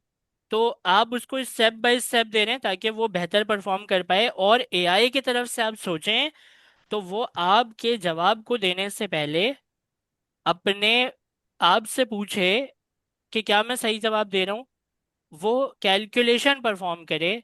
ये सब आप देख नहीं पाते, ये तो वो अंदर ही जी, अंदर कर रहा होता है। अंदर ही अंदर करते हैं जी, आपने बताया था। चेन ऑफ थॉट ये जो चल रहा है, ये अंदर ही अंदर चल रहा है। तो क्या है, लेकिन आपको वो एक एग्जाम्पल देकर समझाना चाह रहे हैं कि इस तरीके से वो कर रहा होगा। तो क्वेश्चन का आंसर है डायरेक्ट आपको 15% और चाहिए। डायरेक्ट जवाब देना, without chain of thought direct जवाब देना, और कैलकुलेशन परफॉर्म करके 3 स्टेप में जवाब देना। देखिए दोनों में आंसर वही आया कि 15% चाहिए। यहाँ पर भी इसने बोला कि मुझे 15% और चाहिए, लेकिन इसने पहले क्या किया, देखा कि टोटल मार्क्स कितने हैं, अभी इसके पास कितने हैं, दोनों को माइनस प्लस करके निकाला 15%, और जवाब दे दिया कि आपको 15% और चाहिए। यहाँ पर इसने कोई कैलकुलेशन परफॉर्म नहीं की, डायरेक्ट जवाब दे दिया 15%। तो इनमें से दोनों में से एक्यूरेट कौन सा होगा? First one. फर्स्ट वन वाला, स्टेप स्टेप बाय ये स्टेप चीज जो है, माइंड मैपिंग की उसने पहले बनाया, सब सोचा। ये चीज है chain of thought. Chain of thought के बारे में जब बात हो तो आप क्या कहेंगे कि एआई अपने आप को चेक करे। चेक करने का दूसरा वर्ड क्या हो सकता है, अल्टरनेटिव वर्ड, कि इवेलुएट कर रहे हैं अपने आप को, इवेलुएट कर रहे हैं, खुद रीजन कर रहा है, कैलकुलेशन थोड़ा रीजनिंग परफॉर्म कर कर रहा है। रहे हैं, रीजनिंग कर रहे हैं। इस टाइप की चीजें जो है वो कर पा रहे हैं। और नॉन रीजनिंग मॉडल तो रीजन कर भी नहीं रहा ना। नॉन रीजनिंग जो 4.1 का मॉडल है, उसको हम कह रहे हैं कि ये तो non reasoning calculation model. Perform करो, हाँ, ठीक है। और कैलकुलेशन परफॉर्म करके अपना बेहतर से बेहतर जवाब दो अपने आप को, ताकि चेक भी कर ले वो इसी कैलकुलेशन परफॉर्म करते हुए। तो ये वैसे ही कुछ हो गया कि मैं आपसे पूछूं कि मुझे ये बताएं कि अगर मैं 8 में से 4 निकालूं तो कितना बचेगा, तो आप बिना सोचे समझे बोलेंगे कि 4, क्योंकि आपको पता है पहले से कि 4 ही बचेगा। लेकिन अगर आप 8 - 4 करें कैलकुलेटर खोल के, और कैलकुलेटर में आया हुआ जवाब दें, तो क्या है कि ये हाँ, आपने कैलकुलेटर से भी कंफर्म कर लिया ना, एक तो आपको पता था, फिर आपने इससे भी कंफर्म कर लिया। तो ये है आपका चेन ऑफ थॉट का प्रोसेस, समझ लें। और एक है डायरेक्ट जवाब देना कि 8 में से 4 निकाला तो 4 बचा। तो चले, मीटिंग खत्म होने वाली है, हम सर सर ये देखिए ट्री ऑफ थॉट के मतलब होता है कि प्रॉम्प्टिंग का एक तरीका है जिसमें कॉम्प्लेक्स प्रॉब्लम सॉल्विंग में मदद देती है। अब कैसे, इसमें आप एक आइडिया या क्वेश्चन को ट्री की तरह सोच कर ब्रेक करते हैं। देखें हर ब्रांच एक नए सोचने का रास्ता प्रोवाइड करती है, और आप हर ब्रांच को एक्सप्लोर करते हैं, करते हुए प्रॉब्लम के सॉल्यूशन तक पहुंचते हैं। सिंपल एनालॉजी में कहता है कि सोचो आप एक ट्री के नीचे खड़े हो और हर ब्रांच पे एक अलग आइडिया या रास्ता लिखा है। अगर आपको ये डिसाइड करना है कि मैं क्या कैरियर चूज करूं, तो हर ब्रांच पे आप अपने ऑप्शन लिख सकते हो। अब फर्स्ट ब्रांच पर देखते हैं। फर्स्ट ब्रांच पर लिखा है software developer, advance, high demand, good salary. ठीक है, मतलब देखें, अगर मैं चैट जीपीटी से बोलता कि मुझे बेस्ट करियर बताए, तो बेस्ट करियर में वो कुछ भी बता देता। लेकिन अगर मैंने उसको बोला कि बेस्ट करियर बताए ट्री ऑफ थॉट के हिसाब से, तो उससे मुझे मल्टीपल ऑप्शन दिया। करियर ये भी हो सकता है, करियर ये भी हो सकता है, ये भी हो सकता है। 3 अलग अलग चीज़ें हैं, एक जैसी कुछ भी चूज कर सकते हैं आप, लेकिन वो अलग अलग ब्रांचेस करके बता रहे हैं कि भाई देखो ये भी है, ये भी है, और ये भी है। तो आए इसको देखते हैं। ये कह रहा है हाई डिमांड में है, गुड सैलरी है, require continuous learning and high competition. आपको कंटिन्यूअस लर्निंग करनी पड़ेगी और कंपटीशन बहुत ज़्यादा है। और डिजाइनर में क्या है कि क्रिएटिव है, इन डिमांड है इन digital industry, less job stability, require unique skill. और नीचे फिर ये कह रहा है हर ब्रांच को एक्सप्लोर करके आप अपनी डिसीजन मेकिंग को बेहतर समझ सकते हैं। इस तरह आपको अपनी सोच को स्ट्रक्चर करते हुए जिससे क्लैरिटी हो, कॉम्प्लेक्स प्रॉब्लम को सॉल्व करने में आसान हो जाएगी। तो ट्री ऑफ थॉट के बारे में बोला कि ट्री ऑफ थॉट की जो प्रॉम्प्टिंग है, आप एक सेंट्रल आइडिया से शुरू कर सकते हैं और उससे रिलेटेड सभी ऑप्शन को एक्सप्लोर कर सकते हैं। जैसे कि कोई एक आइडिया है, उसके चार ऑप्शन बन गए। ये एक ऐसा ही है कि मैंने जैसे कि बोला कि मुझे अगर 1 लीटर जो है वो दूध चाहिए, और जो दूध की दुकान है वो एक यहाँ पर भी है जो कि आपके गली के कॉर्नर पर है, और एक जो है वो बहुत दूर भी है, और एक जो है वो बिल्कुल आपके घर के साथ भी है। तो ये आपका घर है।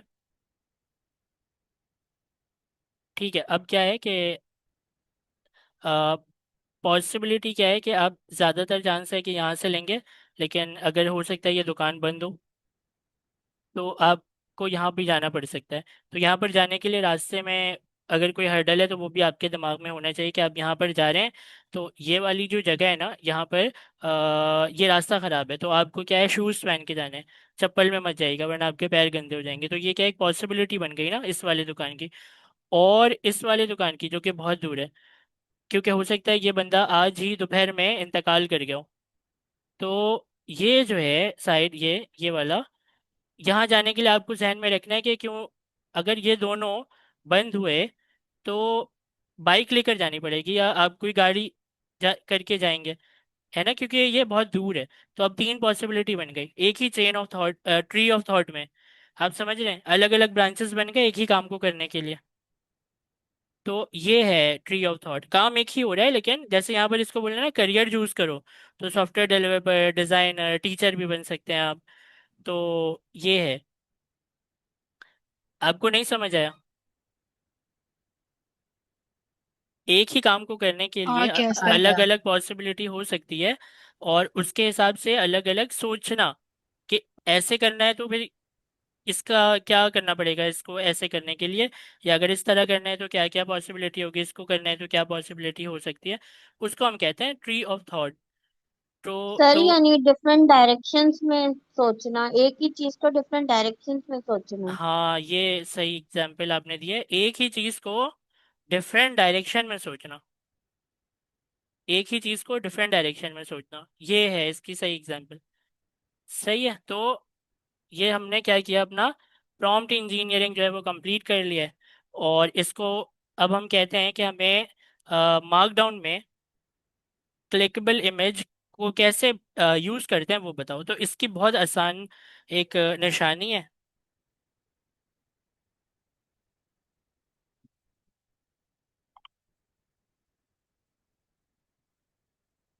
इसकी एक बहुत आसान सी निशानी है, तो उसको हम समझते हैं।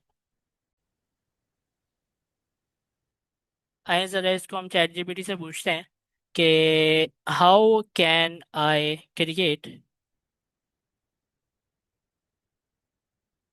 How can I create indoor garden, fun DIY project, budget for vacation, नहीं नहीं, हाउ कैन आई क्रिएट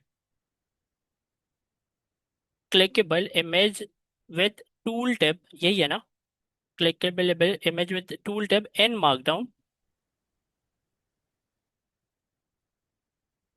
ठीक है, तो चलते हैं देखते हैं। कोड है, कोड याद रखना है आपको, डेफिनेशन याद नहीं रखना है। तो क्या समझ आया? ये समझ आया हमें कि हम जाते हैं एक चैट जीपीटी में, और सॉरी गिटहब में जाते हैं, और गिटहब में जाकर हम अ, कोई भी एक गिटहब की रिपॉजिटरी ले लेते हैं। इसके अंदर हम एक लेते हैं कि एक बना कर दो मुझे मार्कडाउन की फाइल, मार्कडाउन की कोई एग्जाम्पल या टेस्ट .md की फाइल में बना लेता हूँ यहाँ पर। ये मेरा प्रीव्यू भी है, एडिट भी है। अब इसको क्या करूँगा, जैसे ये बता रहे, ये आपको याद रखना है, मैं भी भूल गया था ये। तो ये क्या है कि स्क्वायर ब्रैकेट और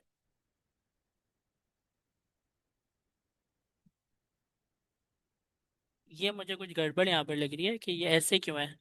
इस तरह का स्क्वायर ब्रैकेट यहाँ पे खुला तो है लेकिन यहाँ से क्लोज नहीं हुआ। यहाँ पर भी ऐसे ही है।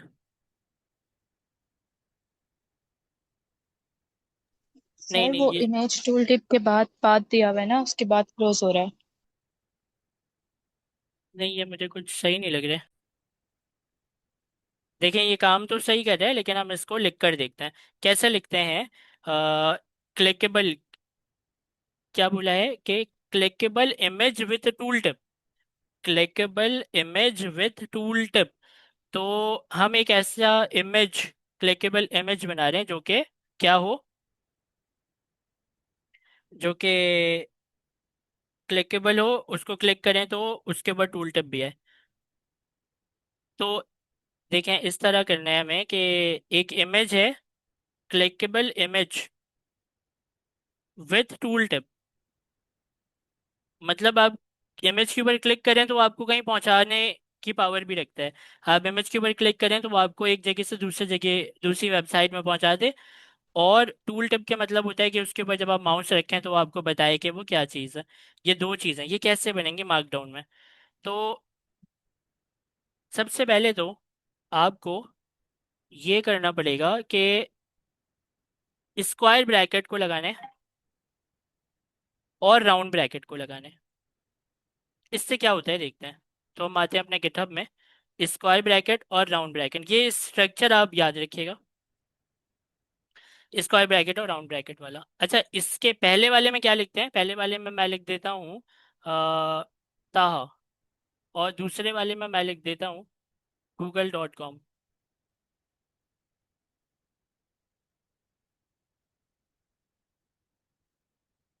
google.com यहाँ से उठा के, या ये लिख देते हैं कोईडी ऑनलाइन। तो ये वेबसाइट जो है यहाँ पर हम लगा देते हैं। ठीक है। अब इसका जब देखें, स्क्वायर ब्रैकेट था और राउंड ब्रैकेट था। मैंने टेक्स्ट में कहा लिखा है और यहाँ पे मैंने वेबसाइट दे दिया। तो इसका क्या बना? इसमें बना ये कि जो टेक्स्ट था वो टेक्स्ट तो आया, और अगर मैं इसको क्लिक करूं तो यहाँ पर ये खोल के दे रहा है मुझे। तो ठीक है, ये सही बन गया, क्लिकेबल बन गया है ना। क्लिक किया तो एक वेबसाइट खुल गई, क्लिकेबल बन गया। अब चैट जीपीटी के हिसाब से हमने क्लिकेबल लिंक बनाया है। अभी क्या बनाया है? हमने क्लिकेबल लिंक बनाया है। क्लिकेबल लिंक समझ में आ रहा है कि एक लिखा हुआ कुछ है, उसके बाद क्लिक किया तो कुछ खुला। ये क्लिकेबल जी सर। लिंक बना। जी सर। तो इसको जी भी सर। इसको भी हम, मैं थोड़ा और बड़ा कर देता हूँ ताकि आप इसे देख पाए। इसको भी पूरे को पकड़ के हम स्क्वायर ब्रैकेट में बंद कर दें। अच्छा, कॉम्बिनेशन क्या सीखा है हमने? पहले स्क्वायर ब्रैकेट फिर राउंड ब्रैकेट, ये कॉम्बिनेशन हमने सीखा है। पहले क्या आएगा? Square bracket. फिर क्या आएगा? स्क्वायर ब्रैकेट से राउंड राउंड ब्रैकेट। फिर ब्रैकेट। Round bracket. तो हमारा जो पुराना वाला है ताहा और वो जो वेबसाइट है, तो ताहा और कोर ईडी की वेबसाइट, इसमें लगा हुआ है स्क्वायर ब्रैकेट और राउंड ब्रैकेट। ये क्लिकेबल वो है, टेक्स्ट है, लिंक है। उस पूरे को पकड़ के हमने किस में बंद कर दिया? एक स्क्वायर ब्रैकेट में। तो उसके स्क्वायर बाद ब्रैकेट। कॉम्बिनेशन के हिसाब से क्या आना चाहिए अगला? Round bracket. Round bracket. ठीक है, तो राउंड ब्रैकेट आ गया। अच्छा, अभी चैट जीपीटी को देखते हैं कि उसने क्या करवाया। उसने बोला लिंक यूआरएल और टूल टिप टेक्स्ट। ठीक है, ये लिखा है यहाँ पर, तो हम इसको करते हैं कॉपी।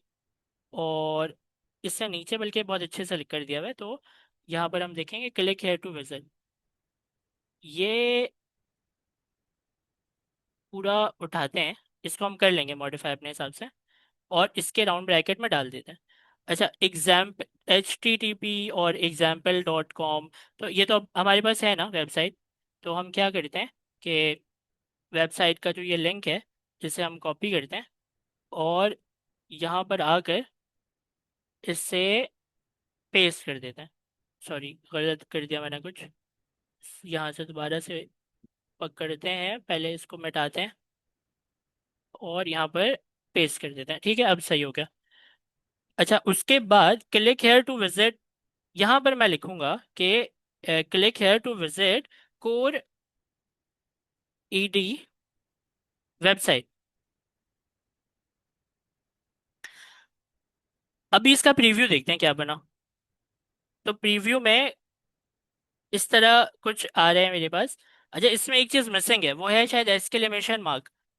एस्केलेमेशन mark exclamation mark. लेकिन लगाया कहाँ पर है? वो लगाया है स्टार्ट। स्टार्ट। हमारे पहले वाले।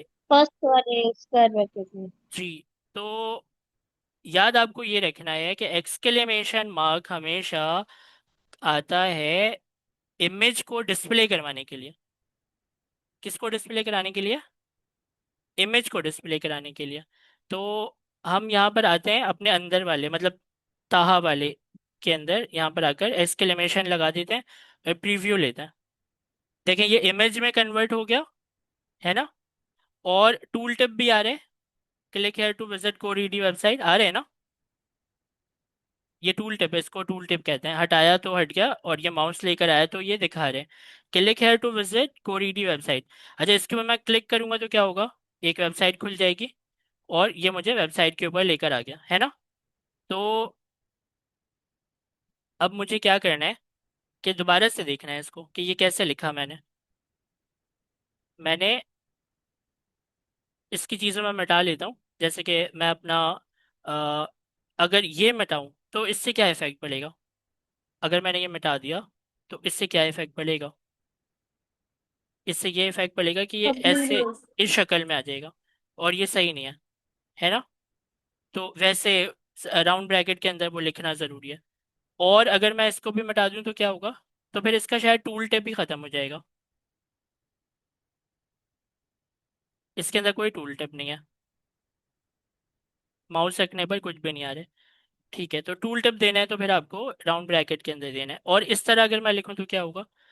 इस तरह लिखूं तो ये आएगा तो, और क्लिक करूं तो ये वेबसाइट भी मुझे नो नॉन इमेज कंटेंट, ठीक है, तो ये मुझे लेकर नहीं जा रहा है वहां पर जहां मुझे इसको लेकर जाना चाहिए।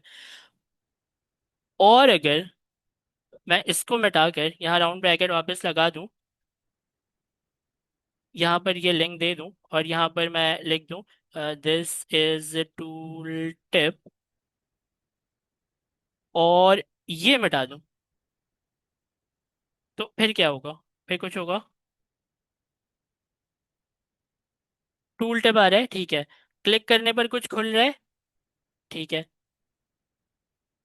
आप समझ पाए?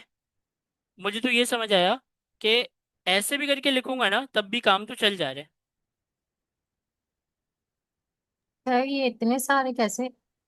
इतने सारे नहीं है, वो तो हम मिटा मिटा के चेक कर रहे थे कि सही वाला कौन सा है। जो चैट जीपीटी ने हमें बताया वो हमें ये बताया कि आप इसको इस तरह लिखें। पूरा मिटा देते हैं, दोबारा से लिखते हैं। सबसे पहले क्या आता है, राउंड या स्क्वायर ब्रैकेट?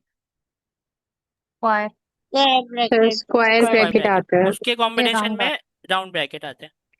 ब्रैकेट। हैं। स्क्वायर ब्रैकेट में हम जो दिखाने होती है हेडिंग वो लिखते हैं। तो मैं यहाँ पर हेडिंग दिखा रहा हूँ तो यहाँ पे मैं लिख दूंगा कोर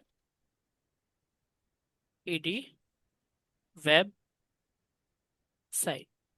ठीक है, ये टेक्स्ट मुझे दिखाना है। अच्छा, अब राउंड ब्रैकेट में क्या आएगा? यूआरएल। यूआरएल। तो यूआरएल उठा लेता हूँ मैं यहाँ से आके, इसके यूआरएल को उठाकर यहाँ पर लगा देता हूँ। ये यूआरएल है।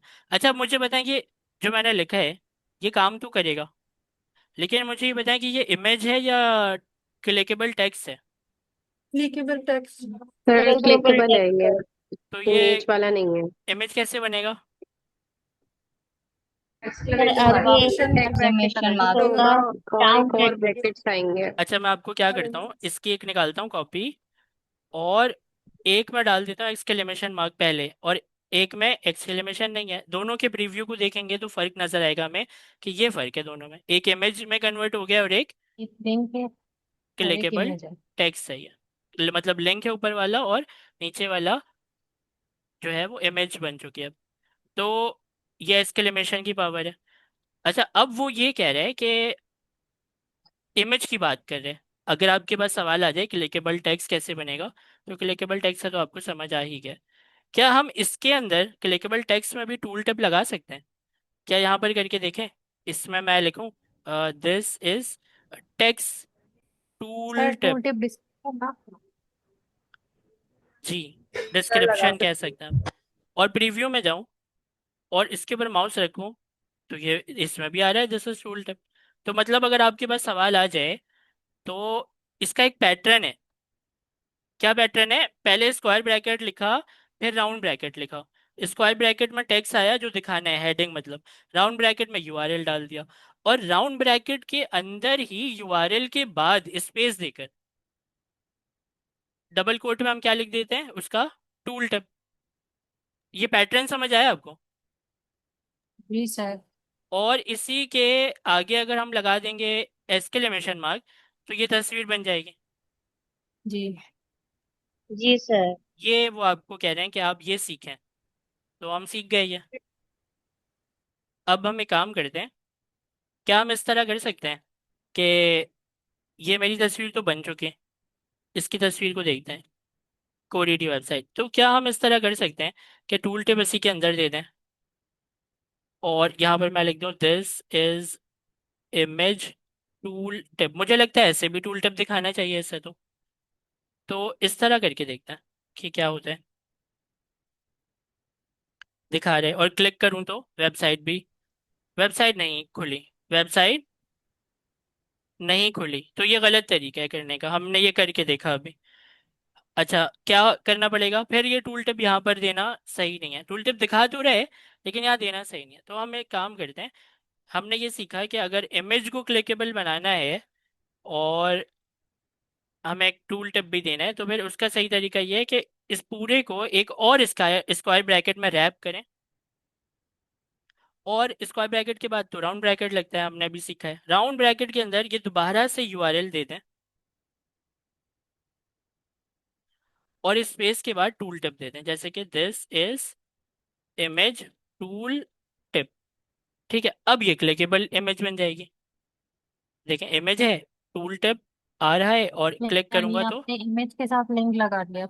ये वेबसाइट भी बन गई। अब ऐसा सवाल अगर आएगा ना, तो आप कभी भी पैटर्न से हटके आप देखेंगे ना, तो आप मिस्टेक नहीं करेंगे कभी भी। आपको क्या पकड़ना है? पैटर्न, स्क्वायर ब्रैकेट पहले, राउंड ब्रैकेट बाद में, इमेज है तो इसकेलेमेशन, और टूल टिप। उस अगर उन्होंने गलत भी लिख कर दिया तो हम फौरन पकड़ लेंगे कि कौन सा गलत है और कौन सा सही है। तो मुझे लगता है आपको ये चीज़ समझ आ गई होगी।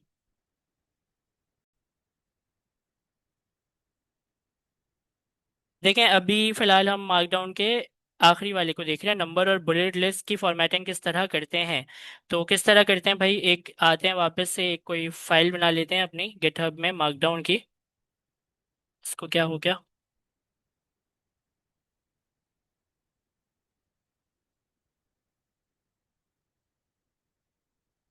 यहाँ पर आप test.md को मैंने बना लिया है, और प्रीव्यू भी है, एडिट भी है। ठीक है, तो there is no content to preview. ठीक है, तो यहाँ टेस्टिंग कर सकते हैं हम वहाँ से कॉपी करके लेकर आते हैं, और कॉपी करके तो इसमें कॉपी क्या ही करना है, पहले हम ऐसे ही देखते हैं। तो यहाँ पर मैं लिखता हूँ वन, और वन के बाद मैं लिखता हूँ ताहा, और यहाँ पर मैं लिखता हूँ टू, टू के बाद लिखता हूँ अहमद। तो जब मैं प्रीव्यू देखूंगा तो ये इस तरह आ रहा है। ठीक है, तो मुझे इसको अगर पॉइंट पॉइंट में लिखना है तो फिर मैं कैसे लिखूंगा? एक चीज़ मैंने ये सीखी थी कि अगर मैं अपने पहली लाइन के आखिर में दो दफ़ा स्पेस दे दूं, एक दो, तो वो अगली वाली चीज़ नीचे वाली लाइन में चली जाती है। ये ऐसे हो जाता है, आखिरी वाले हिस्से में आके दो दफ़ा स्पेस दे दूं तो वो दूसरी वाली चीज़ को नीचे वाली लाइन में भेज देता है। ये चीज़ अभी मैंने सीखी। लेकिन ये तो टेक्स्ट लग रहा है, ये वन कोई बुलेट नंबर नहीं है। बुलेट नंबर ये नहीं है, ये तो ऐसा लग रहा है कि टेक्स्ट है। बुलेट नंबर कैसे बनेगा? अब इसको गौर से देखें, आंखें बड़ी बड़ी करके इसे गौर से देखें। तो ये टेक्स्ट है, इसको हम बुलेट नंबर बनाते हैं, एडिट में आते हैं, 1 के बाद डॉट लगा देते हैं और 2 के बाद भी डॉट लगा देते हैं। अभी देखें, अभी भी कोई फर्क नहीं पड़ा, अभी भी ये टेक्स्ट ही है। तो ये बुलेट नंबर कैसे बनता है? आए ज़रा इससे हम देखते हैं, इसको कॉपी करते हैं और अपनी फाइल में जाकर एडिट में इसको लगाते हैं और प्रीव्यू लेते हैं। तो ये भी ऐसे ही है, तो मतलब बुलेट नंबर ऐसे ही होता है।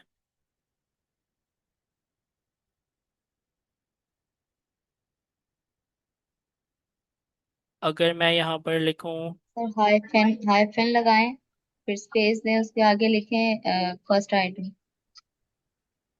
आई एम हेडिंग, ये देखें ना बुलेट बना, इसका बुलेट बना ये। आई एम हेडिंग के ऐसे इंडेंट होके आ रहे हैं, आगे आगे बढ़ कर आ रहे हैं, मतलब ये बुलेट बन गया। ये बुलेट बनाने का तरीका क्या होता है कि नंबर के बाद डॉट लगा के एक स्पेस देंगे तो बुलेट बनेगा। डॉट हटाकर देख लेते हैं क्या होता है। तो यहाँ पर हटा दिया मैंने डॉट, यहाँ से भी हटा दिया डॉट और यहाँ से भी हटा दिया डॉट। आई एम हेडिंग अपनी जगह पर है। प्रीव्यू लेते हैं, ओहो ये तो ऊपर चला गया, डॉट हटाने से ये हुआ। तो अगर मैं वापस से डॉट लगा दूं तो ये क्या होगा, अब न्यूमेरिक बुलेट बन जाएगा। रिव्यू लूं तो देखें इस तरह हो गया। तो आपने देखा फर्क? जी सर। अब हम एडिट में जाते हैं दोबारा और एंटर करेंगे ना, तो देखें ये खुद ब खुद मुझे चौथा ऑप्शन दे दिया इसने। क्या ये ऑप्शन उस वक्त देता जब मैं इसको हटा देता? No sir.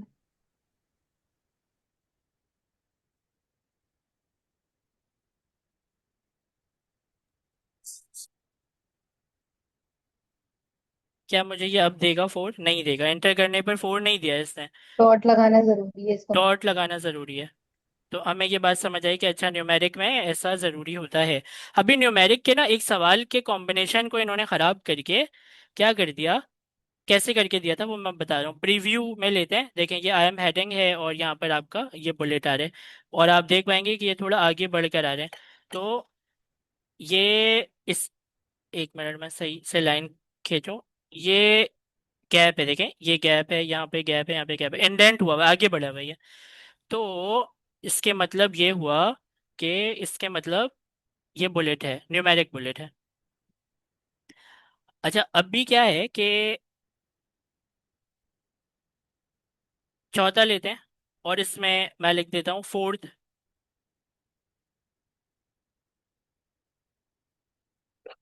और इसमें मैं लिख देता हूँ फिफ्थ। ठीक है, तो ये हमने खुद से लिख दिया। अब इसमें एक गड़बड़ क्या हुई बीच में कि 1 के बाद हम 3 को मिटा देते हैं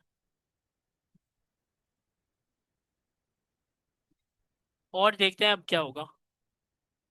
तो इसने क्या किया, 1 2 3 4 कर दिया। आपने देखा मैजिक, देखा आपने? 1 2 सीक्वेंस में 3 ले 4 आए। कर दिया, ये सीक्वेंस में ले आया, हालांकि यहाँ पे 3 था ही नहीं। सर जी, उनका एक सवाल था, उसमें इन्होंने जैसे दिया हुआ था 11, 15, 20 और ऐसे समथिंग डिफरेंट वो ना। करके देखते हैं। 11 15 हाँ आप कह रही है ना, ये कर दिया ये 11, एक हाँ दिया हुआ ये था। कर दिया 15, ये कर दिया 17 और ये कर दिया 20।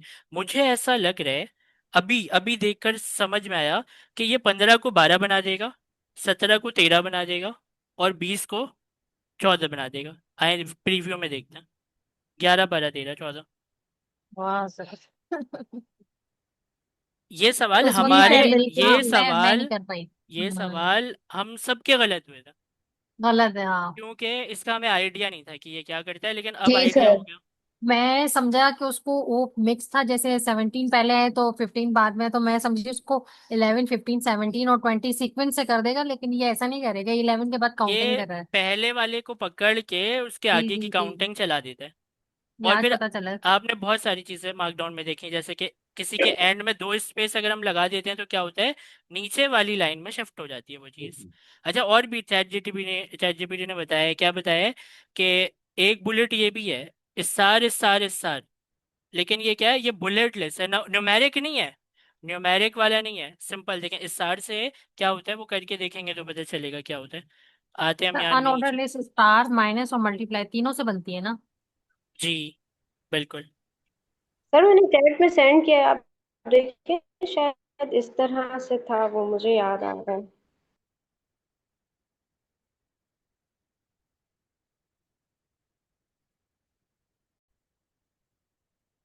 अच्छा देखें, अभी एक सवाल आया, वो सवाल जो है मुझे ऐसा लग रहा है कि वो मार्कडाउन का न्यूमेरिक बुलेट बन ही नहीं सकता, और उसका रीज़न क्या है वो आपको खुद ही पकड़ना है। तो मैं कॉपी कर रहा हूँ और यहाँ पर पेस्ट कर रहा हूँ। अभी हमने दो चार चीज़ें तो सीखी, जिसमें हमने ये समझ लिया कि पहले वाले नंबर को वो देखता है और उसके आगे से नंबर चला देता है, 11 13 को 12 बना देगा और 20 को 13 बना देगा। ठीक है, ये 10 11 12 और 13 इस तरह बना देगा, ये तो कंफर्म है। लेकिन क्या ये कंफर्म है कि ये न्यूमेरिक बुलेट बनेगा? और अगर ये कंफर्म नहीं है तो क्या वजह है, क्यों नहीं बनेगा ये न्यूमेरिक बुलेट? सर स्पेस नहीं है। सर इसमें यहाँ तो डबल स्पेस नहीं है। स्पेस नहीं है। इसके अंदर स्पेस नहीं है। प्रीव्यू लेकर देखें, ये देख रहे हैं आप, उसने इसको टेक्स्ट की तरह ले लिया। तो मुझे इसमें डालना पड़ेगा हर पॉइंट के बाद एक स्पेस, यहाँ पर है स्पेस, यहाँ पर है स्पेस, यहाँ पर है अब ये क्या बन चुका है, न्यूमेरिक बुलेट। तो अब ये 10 के बाद 11 तो ठीक है, लेकिन 13 को 12 और 20 को 13 बना देगा, 10 11 12 13। तो पहला ऑप्शन तो सर ये नंबर है। नंबर में तो सीक्वेंसिंग कर रहे हैं, लेकिन क्या ये जो first second third fourth item है, अगर ये भी आगे पीछे लिखे हुए तो? तो उसको उससे टेक्स्ट से क्या नहीं वो नहीं, करना तो खुद ही होता है। सेट उससे करेगा टेक्स्ट ना। से नहीं नहीं नहीं करेगा नहीं ना, नहीं, सिर्फ वो उसको नंबर्स के साथ करेगा। एक करेगा, टेक्स्ट से सेकंड, क्या डिफरेंस को करना होता करेगा बस। एक सेकंड, ये जो आपके अंदर तारे जमीन वाला आमिर खान जागा है ना, इसको हम सॉरी सर। ये जो है इसको आप ये कह रही है ना, ऐसे ऊपर नीचे कर दें जी तो सर। ये थर्ड नीचे जी कैसे जी। आएगा, वो क्यों आएगा? चलें, ये तो हमने समझ लिया कि 10 11 12 13 किस तरह काम करे। बस एक अभी ऑप्शन और है, वो देखना है हमें कि अगर इस तरह हो, जैसे कि 1 लिखा तो है लेकिन 1 के आगे कुछ नहीं लिखा है, तो फिर क्या होगा? और 11 13 20, तो ये देखते हैं इसका प्रीव्यू। इसका प्रीव्यू जो है वो इस तरह आया, हालांकि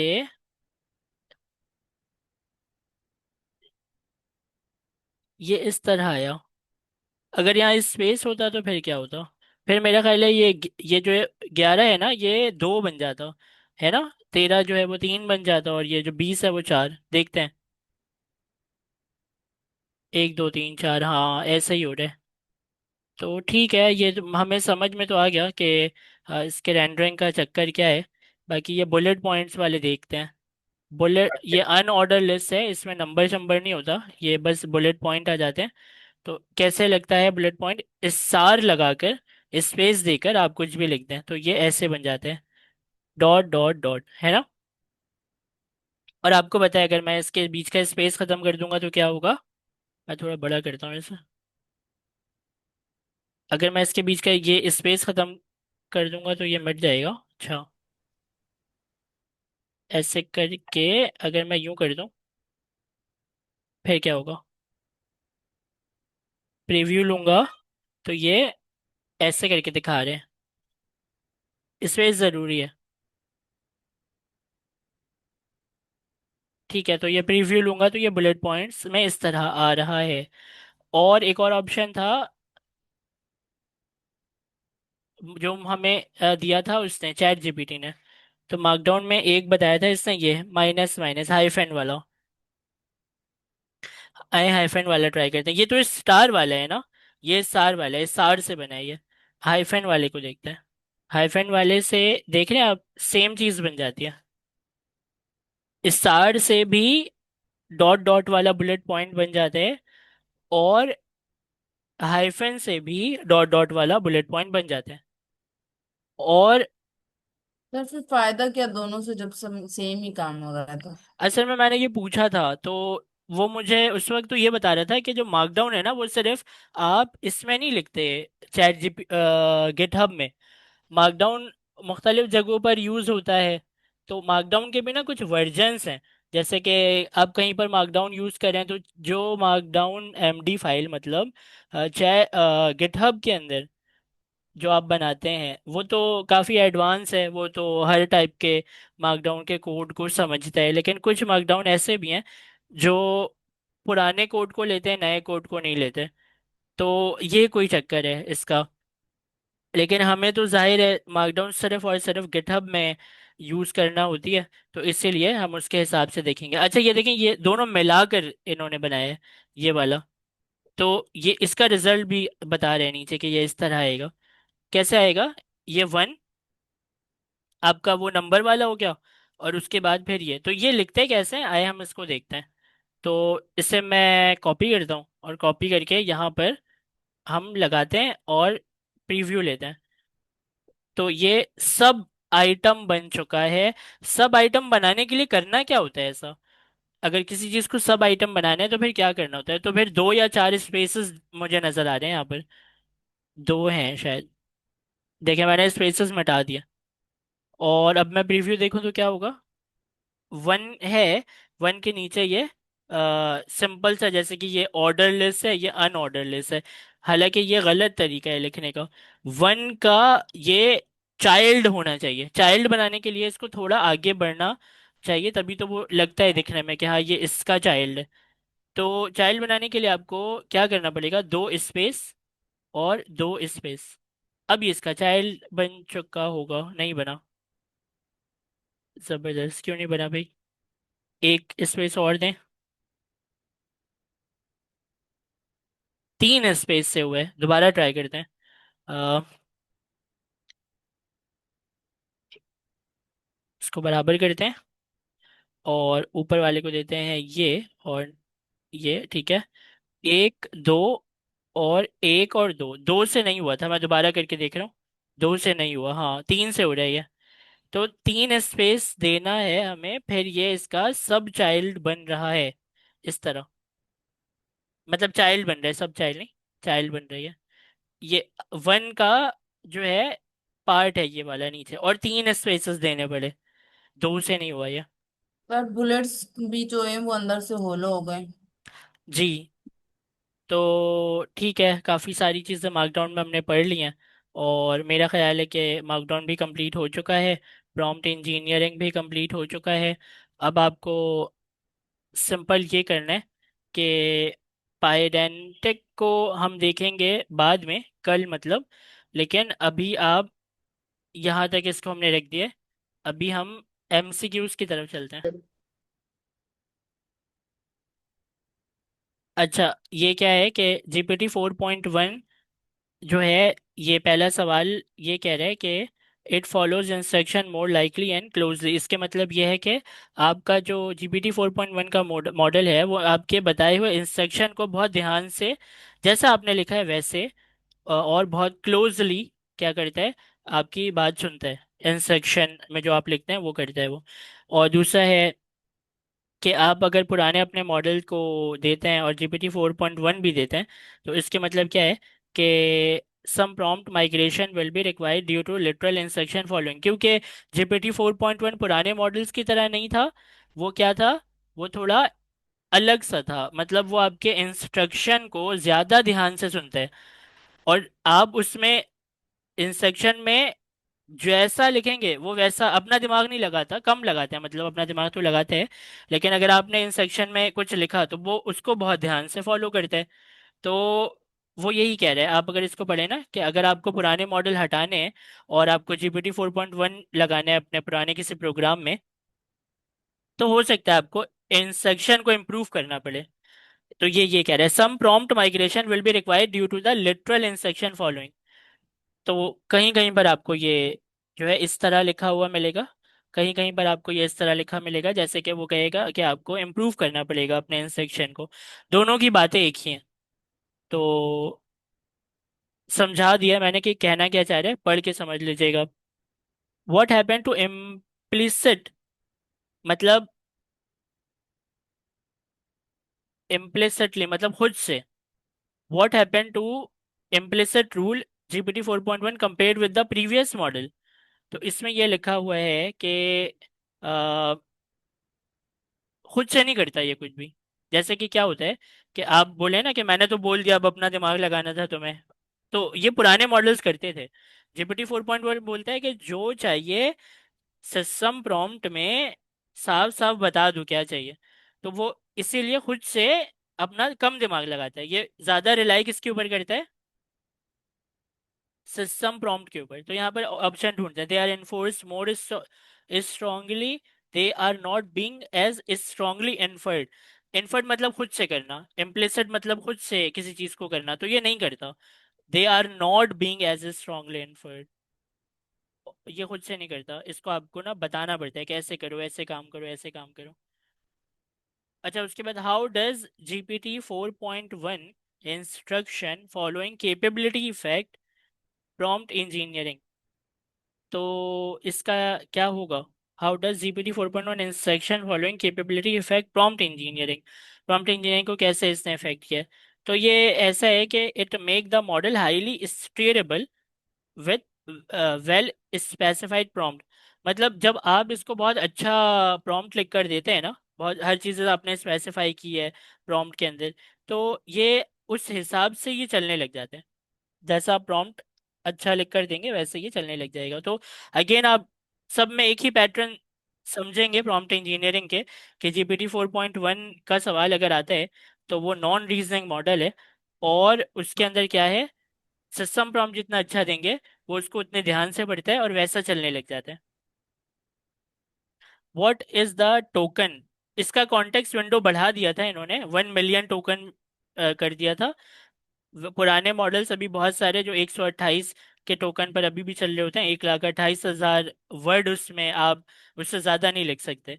लेकिन इसमें क्या है कि आप 10 लाख वर्ड लिख सकते हैं। तो GPT 4.1 का कॉन्टेक्स्ट विंडो 1 मिलियन टोकन है। उसके बाद जो है, according to the guide, what type of workflow is GPT 4.1 particularly suited for. तो GPT 4.1 को बनाया ही था एजेंटिक वर्कफ्लो के लिए, ठीक है, स्पेशली एजेंटिक वर्कफ्लो के लिए बनाया था। GPT 5 को इस एजेंटिक वर्कफ्लो के लिए नहीं बनाया। इसकी निशानी मैं आपको बताऊं कि अगर हम चैट GPT खोलें और इसको खोलकर यहाँ से देखें, तो देखें लेगेसी मॉडल में ये क्या दे रहा है, GPT 4o।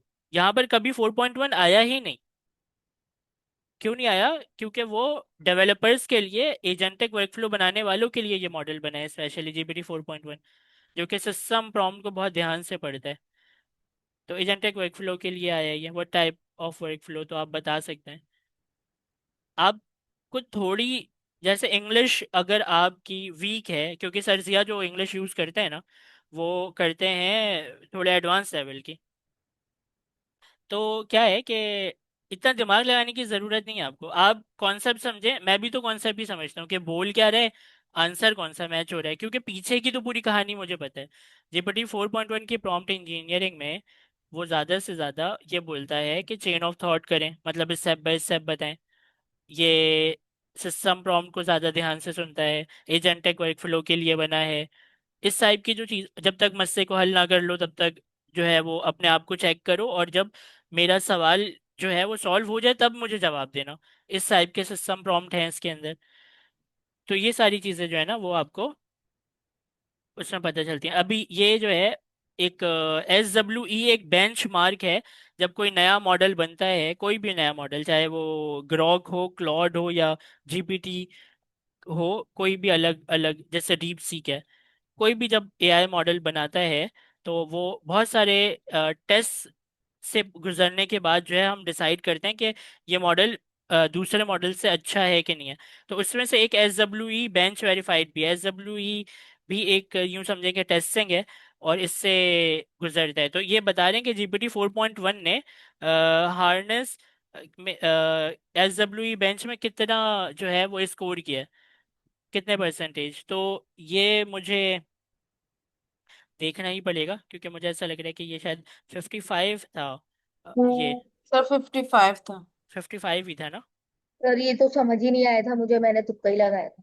ये हमने कहाँ से देखा था कि जो मार्कडाउन था 4.1 खोलते हैं, ये है ना 4.1, यहाँ पर मैं सर्च कर लेता हूँ, आ जाएगा।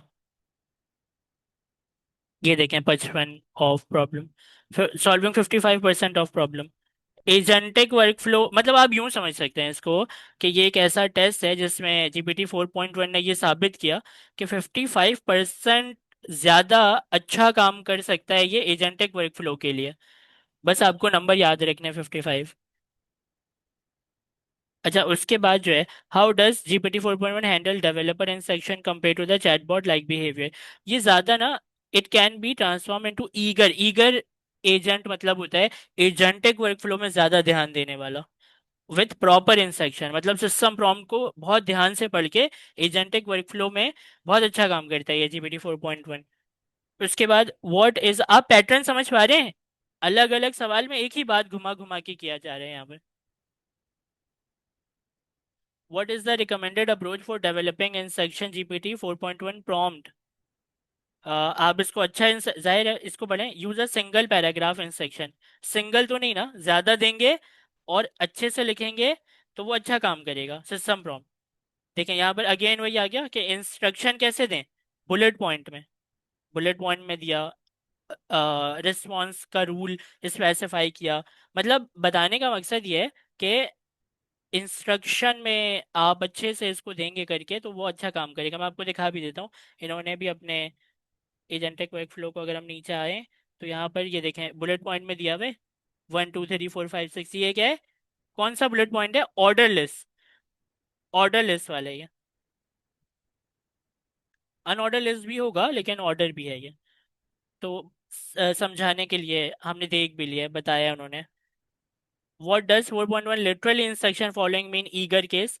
मतलब वो कह रहे हैं कि इसके क्या मतलब है ईगर केस, इसके क्या मतलब है कि जीपीटी 4.1 लिटरल मतलब जैसा आप लिखें वैसा इंस्ट्रक्शन फॉलो करता है ई एज केसेस, सॉरी ईगर नहीं है एज केसेस है।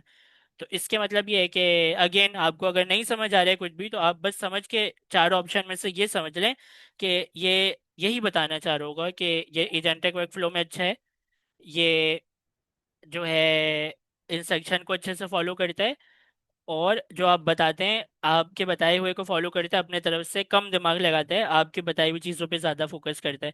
इन सारी चीज़ों को समझने के बाद आप इन ऑप्शंस को पढ़ें और कौन सा ऑप्शन आपको सही लग रहा है। Developer need to include explicit, explicit मतलब जब तक डेवलपर अपने हाथ से लिखकर बताएगा नहीं स्पेसिफिकेशन कि क्या चाहिए, तब तक वो अच्छा काम नहीं करेगा ना। तो लिटरल इंस्ट्रक्शन के मतलब क्या होता है, डेवलपर एक्सप्लिसिटली स्पेसिफाई करे, तो मतलब यही है, पढ़ के समझ आ गया। According to the guide, how many key type of reminders should be included in agent prompt? According to the guide, how many key type of reminder, अच्छा रिमाइंडर ये है, मैं आपको ये तीन टाइप के रिमाइंडर्स इन्होंने दिए हुए थे, मैं आपको दिखा देता हूँ इसमें। ये है रिमाइंडर, सिस्टम प्रॉम्प्ट के रिमाइंडर्स। इसमें एक है परसिस्टेंस, अगर आपको चाहिए एक जैसा जवाब अगर आपको चाहिए और आप चाहते हैं कि वो उस वक्त तक अपने सोचता रहे अपने सवाल जो आपने दिया है उसको, जवाब को, जब तक वो मसले को सॉल्व ना कर ले। और दूसरा है टूल कॉलिंग, एक है परसिस्टेंस, रिमाइंडर कौन सा है, एक है परसिस्टेंस, दूसरा है टूल कॉलिंग, और भाग गई तीसरा ना है जैसे प्लानिंग। इधर आ गई एकदम से। तीसरी क्या चीज़ है, प्लानिंग, और प्लानिंग ऑप्शनल भी है। तो इन सब में वही एक ही जैसे बातें लिखी हैं। बाकी जो है तीन टाइप के होते हैं, हमें अभी पता चल गया, रिमाइंडर तीन टाइप के होते हैं। What improvement did the three simple agentic instruction provide an SWE benchmark।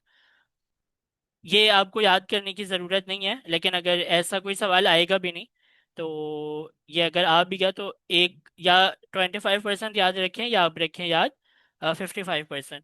तो SWE का जो बेंच मार्क है ना, ये 25%, मुझे नहीं लगता ये इंपॉर्टेंट है, ये आपको याद करने की ज़रूरत है। ठीक है, आप नीचे आ जाएं। What is the which of the following is not mention as one of the three key agentic reminder. अच्छा, जो हमने तीन चीज़ें देखी थी उसमें से हमने क्या क्या देखा था, परसिस्टेंस, प्लानिंग और टूल कॉलिंग।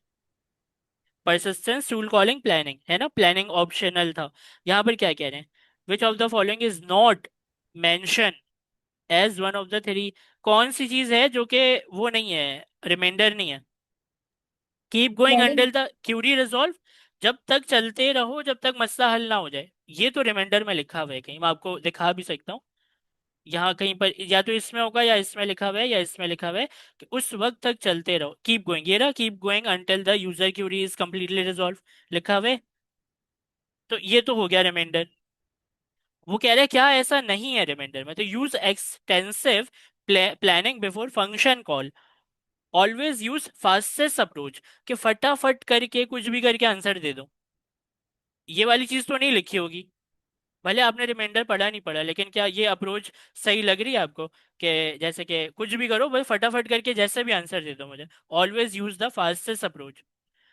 मतलब हमने तो ये समझा ना कि आराम आराम से काम करो, स्टेप बाय स्टेप काम करो, जब तक मसला सॉल्व नहीं हो जाए तब तक उसको सॉल्व करो, और फिर खुद समझ के कि तुम सही जवाब दे रहे हो फिर मुझे देना जवाब।